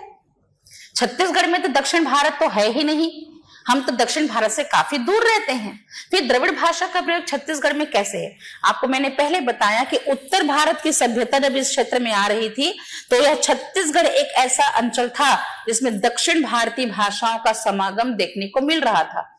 अब दक्षिण भारत की ओर एक तरफ से आंध्रा और एक तरफ से तेलंगाना को हम स्पर्श करते हैं, इसलिए आंध्रा और तेलंगाना के अंतर्गत जो आपकी द्रविड़ भारतीय भाषाएं हैं, तो द्रविड़ भारतीय भाषाओं में न केवल तमिल, तेलुगु, कन्नड़ और मलयालम में गोंड और उरांव का भी प्रभाव सुनने को मिलता है। इसलिए छत्तीसगढ़ के दक्षिणी हिस्से में जिस भाषा परिवार का प्रयोग बेटा उसे द्रविड़ भाषा परिवार कहा जाता है। क्लियर हो गया। इस द्रविड़ भाषा परिवार की खासियत है कि प्राक द्रविड़ यानी कि प्राचीन द्रविड़ किस रूप में थे? तो केंद्रीय थी, मतलब कि बिल्कुल मध्य में, उसके बाद में केंद्रीय द्रविड़ थी, उत्तरी द्रविड़ थी और आपका केंद्रीय द्रविड़ यानी दक्षिण का केंद्र जहां पर पूरे से गौड़ समूह सुनने को मिलते हैं, है ना। छत्तीसगढ़ का दक्षिणी हिस्सा जहां पर मुख्य तौर पर जो सबसे नीचे का हिस्सा है जो आंध्रा और तेलंगाना को स्पर्श करता है, तो आंध्रा और तेलंगाना को स्पर्श करता है तो वहां पर तमिल, तेलुगु, कन्नड़, मलयालम के साथ साथ गोड़ का प्रभाव सुनने को मिलता है। इसलिए दक्षिण के केंद्र स्थल में गोड़ समूह है जिसमें हम दोरली, दंडामी, मुड़िया, माड़िया और अबुझ माड़िया को गोड़ समूह के अंतर्गत पाते हैं। क्लियर हो गया। दूसरा केंद्रीय द्रविड़ जहां पर एक जाति निवास करती है जिसे हम परजा कहते हैं, इसे हम परजी भी कहते हैं। अब परजा है तो हम धुरवा या धुरवी या परजी के नाम से पुकारते हैं, ठीक है। और इसी तरह है कुड़ुख जिसे उरांव के भी नाम से पुकारा जाता है। तो दक्षिण भारत में गौड़ समूह, दक्षिण छत्तीसगढ़ में गौड़ समूह, परजी या धुरवी, कुड़ुख या उड़ाव द्रविड़ भाषा परिवार के सदस्य कहलाती है। इसे मोस्ट क्वेश्चन पूछे जाते हैं। दोरली किस भाषा परिवार की सदस्य है? दंडामी किस भाषा परिवार के अंतर्गत बोली जाती है? अबुझ माड़िया छत्तीसगढ़ के किस भाषा परिवार में प्रयोग होती है? ऐसे क्वेश्चन बेटा आपको पूछते हैं, ठीक है। अब तीसरी है आर्य भाषा परिवार। अब आप कहेंगे कि आर्य भाषा परिवार कैसे? मैंने अभी थोड़ी देर पहले आपको बताया कि छत्तीसगढ़ के अंदर अगर हम भाषा परिवार की बात करें तो भारत में जो 4 भाषा परिवार थे इन्हीं का तो प्रभाव है। आग्नेय को ही तो मुंडा भाषा कहा, आंध्र तेलंगाना को छूने से द्रविड़ भाषा बना। अब भारोपीय क्या क्या इसमें प्रभाव है? तो भारोपीय की खासियत होती है कि भारोपीय की अगर हम बात करें तो भारत के अंदर हम 2 प्रकार का रूप देखते हैं। भारत से आया संस्कृत और यूरोपियन भाषाएं, ग्रीक, जर्मन, ईरानी, रूसी, फारसी, फ्रांसीसी, अंग्रेजी, लैटिन, ये यूरोपियन भाषाएं हैं जिसका प्रयोग हम देशज शब्द के अलावा विदेशज शब्द के लिए करते हैं। अंग्रेजी, रूसी, फारसी, लैटिन, डच, चीनी, ये जितने भी हम प्रयोग करते हैं यूरोपियन भाषाएं। तो छत्तीसगढ़ के अंदर भी क्या भाषा परिवार में आर्य भाषा का प्रयोग है? हाँ। संस्कृत का वो क्षेत्र जो विकास करता गया, तो मध्य प्रदेश संस्कृत का सबसे बड़ा क्षेत्र बना था। एक समय मध्य प्रदेश आपका संस्कृत का सबसे बड़ा क्षेत्र बना था और वही संस्कृत का सबसे बड़ा क्षेत्र आगे जाकर हिंदी का क्षेत्र बना और उसी हिंदी के क्षेत्र का एक छत्तीसगढ़ हिस्सा है जो मध्य प्रदेश का एक अंग मात्र है। इसलिए देखा जाए तो संस्कृत के बाद में अगर हम इसके विकास को देखा जाए तो प्राचीन आर्य भाषा रही हमारी संस्कृत। इस संस्कृत के 2 रूप थे, एक रूप था वैदिक और एक रूप था हमारा लौकिक। मध्यकालीन आर्य भाषा की बात करी जाए तो मध्यकालीन आर्य भाषा में हम देखते हैं कि यहाँ पर हमारे लिए पाली थी, पाली के बाद में प्राकृत था और प्राकृत के बाद में थी हमारे लिए अपभ्रंश, ठीक है। इसी अपभ्रंश की शाखा हुई शौरसेनी, मागधी, अर्धमागधी, पैशाची, ब्राह्मण, खस और महाराष्ट्री। तो आपकी अपभ्रंश की उस शाखाओं में से यदि हम पश्चिम की तरफ शौरसेनी और पूर्व की तरफ मागधी ले लें, मतलब कि पश्चिम की तरफ अगर हम शौरसेनी को लेते हैं और अगर हम पूर्व की तरफ मागधी को लेते हैं, इसी के बीच का विवादित क्षेत्र अर्धमागधी कहलाता है। इस अर्धमागधी ने हिंदी के 5 वर्गीकरण में से किसको जन्म दिया? पूर्वी हिंदी को। और इसी पूर्वी हिंदी से किसका जन्म हुआ? छत्तीसगढ़ी का, ठीक है। अब देखा जाए तो इस क्षेत्र में छत्तीसगढ़ी तो है ही, लेकिन पूर्व की ओर सबसे ज्यादा किसी राज्य को छूता है तो वो उड़ीसा को छूता है। दूसरी बात, ये उड़िया किसके अंतर्गत आती है? मागधी के अंतर्गत आती है। इसलिए पूर्व की ओर उड़िया का तो प्रभाव है ही, साथ ही उड़िया की भतरी का भी प्रभाव हमारी आर्य भाषा में सुनने को मिलती है। विशेष तौर पर यहाँ कुछ जाति निवास करती हैं जो यही के अंचल की मानी जाती हैं। खुद को हल्बी कहने वाले जाति विशेष है तो हल्बी हो गया, और सदरी जो सदान टिकोबदी नगपुरिया जो होते हैं ना, सदरी कोरवा, ये जो नगपुरिया होते हैं ये सदरी के नाम से पुकारते हैं। इसमें झारखंडी प्रभाव है ना, तो ये कहीं ना कहीं बिहार के भोजपुरी का प्रभाव है। और ये हल्बी जिसमें थोड़ा सा आपका हल्बी में आपकी जो विशेष तौर पर जाति विशेष है। इसलिए तीसरी भाषा परिवार क्या है? आर्य भाषा परिवार। जब चीन और तिब्बत के सीमा दायरे की बात की जाए तो छत्तीसगढ़ी भाषा के अंतर्गत चीन और तिब्बत का सीमा दायरे का प्रभाव हुआ। तो यहाँ पर एक शरणार्थी हुए जो चीन और तिब्बत से आकर सरगुजा के मैन पार्ट में, तो सरगुजा के मैन पार्ट में निवास करने वाले शरणार्थी के द्वारा जिस भाषा का प्रयोग किया जाता है उसे चीनी तिब्बती परिवार कहते हैं। तो छत्तीसगढ़ के अंदर कितने प्रकार के भाषा परिवार हुए? 3 बड़े और एक छोटे भाषा परिवार का प्रयोग किया जाता है। छत्तीसगढ़ की बोलियों की बात की जाए तो आपको मैं बता दूं कि छत्तीसगढ़ी मुख्य बोली है, लेकिन इसके अंतर्गत भाषा परिवार के प्रभाव से और यहाँ क्षेत्रीय और आंचलिकता के प्रभाव से लगभग 93 टाइप्स के सब डायलेक्ट का इस्तेमाल किया जाता है। यानी कि छत्तीसगढ़ी एक मुख्य बोली है जिसके अंतर्गत 93 प्रकार की बोलियों उपबोलियों का इस्तेमाल किया जाता है। इनमें से सबसे ज्यादा हम छत्तीसगढ़ी का प्रयोग करते हैं, फिर हमारे द्वारा हल्बी का प्रयोग दक्षिण क्षेत्र में होता है, और मैदानी इलाकों में जो व्यक्ति होते हैं वो आर्य भाषाओं का इस्तेमाल करते हैं, और जितने राज्य को सीमा को छूता है उतने राज्य की बोलियों को प्रभावित करता है। दूसरी बात कि 162 प्रकार की भाषा और बोली का प्रयोग किया जाता है। तो छत्तीसगढ़ के अंदर 87 टाइप के आर्य भाषा है, द्रविड़ भाषा 19 और मुंडा भाषा 16 प्रकार की। इसके अलावा विदेशी भाषाओं के 18 प्रकार की और अवर्गीकृत जो क्षेत्रीय सीमा दायरे से प्रभावित 22 प्रकार की। कुल मिलाकर 162 प्रकार की भाषाओं बोलियों का प्रयोग छत्तीसगढ़ अंचल के अंदर विशेष तौर पर किया जाता है। सर्वाधिक प्रयोग छत्तीसगढ़ी आर्य भाषा का है। जनजातियों के अनुसार हल्बी का जो बस्तरी भी का प्रयोग करते हैं, और बस्तर की हल्बी को ही हम बस्तरिया के नाम से पुकारते हैं। तो छत्तीसगढ़ी भाषा का विकास क्रम कैसे होगा? छत्तीसगढ़ी भाषा का विकास क्रम कैसे होगा? तो सबसे पहले हिंदी की तरह हम क्या लिखेंगे? संस्कृत। संस्कृत के बाद क्या आती है हमारी? पाली। पाली के बाद क्या आती है हमारी? प्राकृत। प्राकृत के बाद क्या आती है? अपभ्रंश। ठीक है, और अपभ्रंश के बाद में ही हमारी आती है पूर्वी हिंदी। ठीक है, अपभ्रंश के बाद आती है पूर्वी हिंदी, और पूर्वी हिंदी से जन्म होता है हमारी छत्तीसगढ़ी का। क्लियर हो गया बेटा? ठीक है, इतना समझ में आया?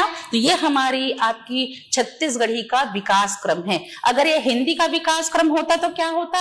अपभ्रंश के बाद में खड़ी बोली, खड़ी बोली के बाद में हमारे लिए आ जाती हिंदी, परंतु छत्तीसगढ़ी है इसलिए अपभ्रंश के बाद में पूर्वी हिंदी, और पूर्वी हिंदी के बाद में छत्तीसगढ़ी भाषा आती है। क्षेत्रीय आधार पर इसको कैसे बांटेंगे? तो ध्यान से समझेंगे कि सर जॉर्ज ग्रियर्सन हैं, वो क्षेत्रीय विविधता के अनुसार छत्तीसगढ़ी को बांटते हैं। ठीक है, कुछ ऐसे जो पर्वत श्रृंखला के अनुसार बांटते हैं, कुछ ऐसे हैं जो भौगोलिक परिवेश में बांटते हैं। तो छत्तीसगढ़ का क्षेत्रीय वर्गीकरण कैसे? ग्रियर्सन कहते हैं कि बस्तरी को छत्तीसगढ़ में वर्णन नहीं करेंगे क्योंकि वो बस्तर अंचल में बोली जाती है, बल्कि इस बस्तरी पर मराठी का प्रभाव है इसलिए महाराष्ट्री के अंतर्गत आता है। दूसरी बात, उड़ीसा के अंतर्गत लरिया आ जाती है, इसलिए उड़िया और मराठी के मिश्रित छत्तीसगढ़ी उस क्षेत्रीय दायरे में जो लोग रहते हैं ना, जहां पश्चिम की ओर से मराठी का प्रभाव है, पूर्व की ओर से उड़िया का प्रभाव है, वो अलग नाम से पुकारे जाते हैं। रहने वाले बाशिंदे वो कहाँ के हैं? छत्तीसगढ़ के हैं। दूसरी बात, छत्तीसगढ़ में रायपुरी और बिलासपुरी को अलग करने का आधार क्या है? नदी। रायपुरी और बिलासपुरी को अलग करने का आधार नदी है, और कौन सी नदी? शिवनाथ नदी। है ना, शिवनाथ नदी को आधार मानकर दोनों सीमा के संभाग को बनाकर एक रेखा बनाया गया और बिलासपुर की ओर यानी कि रतनपुर से 18गढ़ होकर हमारे लिए आपके 18गढ़ उधर चले गए और आपके दक्षिणी शिवनाथ के इधर में आके रायपुर में आ गए। तो क्षेत्रीयता में वो नदी का आधार बना। कुछ भौगोलिक क्षेत्र में पर्वत भी है, पर्वत पहाड़ भी है और इस आधार पर देखा जाए तो सरगुजिया और सदरी कोरवा के विभाजन का आधार पर्वत श्रृंखला माला को माना जाता है। बैकानी, बिंजवारी, कलंगा, भूलिया का वर्गीकरण भाषागत आधार है ना। जनजाति जब बैगानी है, बिंजवारी है, ये सारे जातिगत आधार पर है। इसी तरह खलटाही और लरिया का वर्गीकरण भी प्राकृतिक आधार पर है। और इस तरह छत्तीसगढ़ के अंचल में कितने प्रकार के प्रयोग हुए, तो छत्तीसगढ़ अंचल के अंदर हम देखें तो 3 बड़ी भाषा परिवार, एक छोटी भाषा परिवार मिलाकर 4 भाषा परिवार प्रयोग किए जाते हैं, जिसके अंदर छत्तीसगढ़ अंचल में लगभग 93 प्रकार की बोलियों के प्रयोग होते हैं। और पूरे भारतवर्ष में 162 से ज्यादा बोलियां, उपबोलियां और भाषाओं का प्रयोग किया जाता है। ठीक है। और ओवल और अगर हम इंडिया का मिलाकर देखें तो 19,500 के लगभग पूरे विश्व में बोलियां, उपबोलियां प्रयोग होती है, जिसमें से 600 से 700 बोलियां, उपबोलियां तो केवल भारत के अंदर होती है। महज छत्तीसगढ़ में 93 प्रकार के बोलियां, उपबोलियां होती है। हालांकि कुछ को प्रमाणिकता मिली है और कुछ को प्रमाणिकता नहीं मिली है। ठीक है। आज की क्लास में केवल इतना ही। कल की क्लास में पढ़ेंगे छत्तीसगढ़ी बोली का वर्गीकरण और छत्तीसगढ़ी बोली के वर्गीकरण के बाद में हम जाएंगे छत्तीसगढ़ी राजभाषा आयोग, छत्तीसगढ़ के प्रयोग होने वाली लिपि, उसके बाद शुरू हमारा व्याकरण खंड। क्लास मिस नहीं करेंगे क्योंकि जो भी हिस्से मैंने बताए हैं इससे प्रश्न पूछा जाता है। जैसे जैसे आवश्यकता महसूस होगी आपको मैं एमसीक्यू बोर्ड पर ही करवाऊंगी, जिसमें आप क्लास में ही आप उसका आंसर जो है वो दे सके टॉपिक वाइज। जैसे समय मिलता जाएगा हम वैसा करते जाएंगे। ठीक है। तो पहले कुछ चीजें कंप्लीट होने दो। ठीक है। आज पहली क्लास थी। तो छत्तीसगढ़ी भाषा क्या है, तो छत्तीसगढ़ी भाषा नहीं है, महज एक बोली है। क्यों? क्योंकि अभी आज तक इसे 8वीं अनुसूची में लिखित रूप में संवैधानिक दर्जा दिया नहीं गया है। जिस दिन वास्तविक तौर पर संवैधानिक भाषा का दर्जा प्राप्त कर लेगी तब इसे हम छत्तीसगढ़ी भाषा मानेंगे। तो इसके लिए किस आयोग की स्थापना की गई, तो राजभाषा आयोग क्या है, उनका उद्देश्य क्या है, कौन कौन से कार्यक्रम चलाते, तो जीएसएससी की तरह यहां पर भी उसे पढ़ना होगा, क्योंकि यहां से भी चीजें आपको लैंग्वेज में पूछा जाता है कि छत्तीसगढ़ी राजभाषा दिवस कब मनाया जाता है, कार्यालय स्थापना दिवस कब मनाए जाते हैं, बीजहा कार्यक्रम किस के तहत मनाया जाता है। तो ये सारी चीजों को आपको यहाँ पर पढ़ना होगा। तो कल की क्लास में छत्तीसगढ़ी बोली का वर्गीकरण, बोलियां, उपबोलियां, छत्तीसगढ़ी राजभाषा आयोग, छत्तीसगढ़ की लिपि पढ़ेंगे। उसके बाद की क्लास में छत्तीसगढ़ी व्याकरण शुरू करेंगे। तब तक के लिए पढ़ते रहिए। ठीक है। अगर कुछ डाउट हो तो पूछिएगा। ठीक है। और मेरे सभी बच्चों को ढेर सारी शुभकामनाएं, ढेर सारा प्यार। हमेशा की तरह thank you so much, love you and God bless you to all my बच्चा।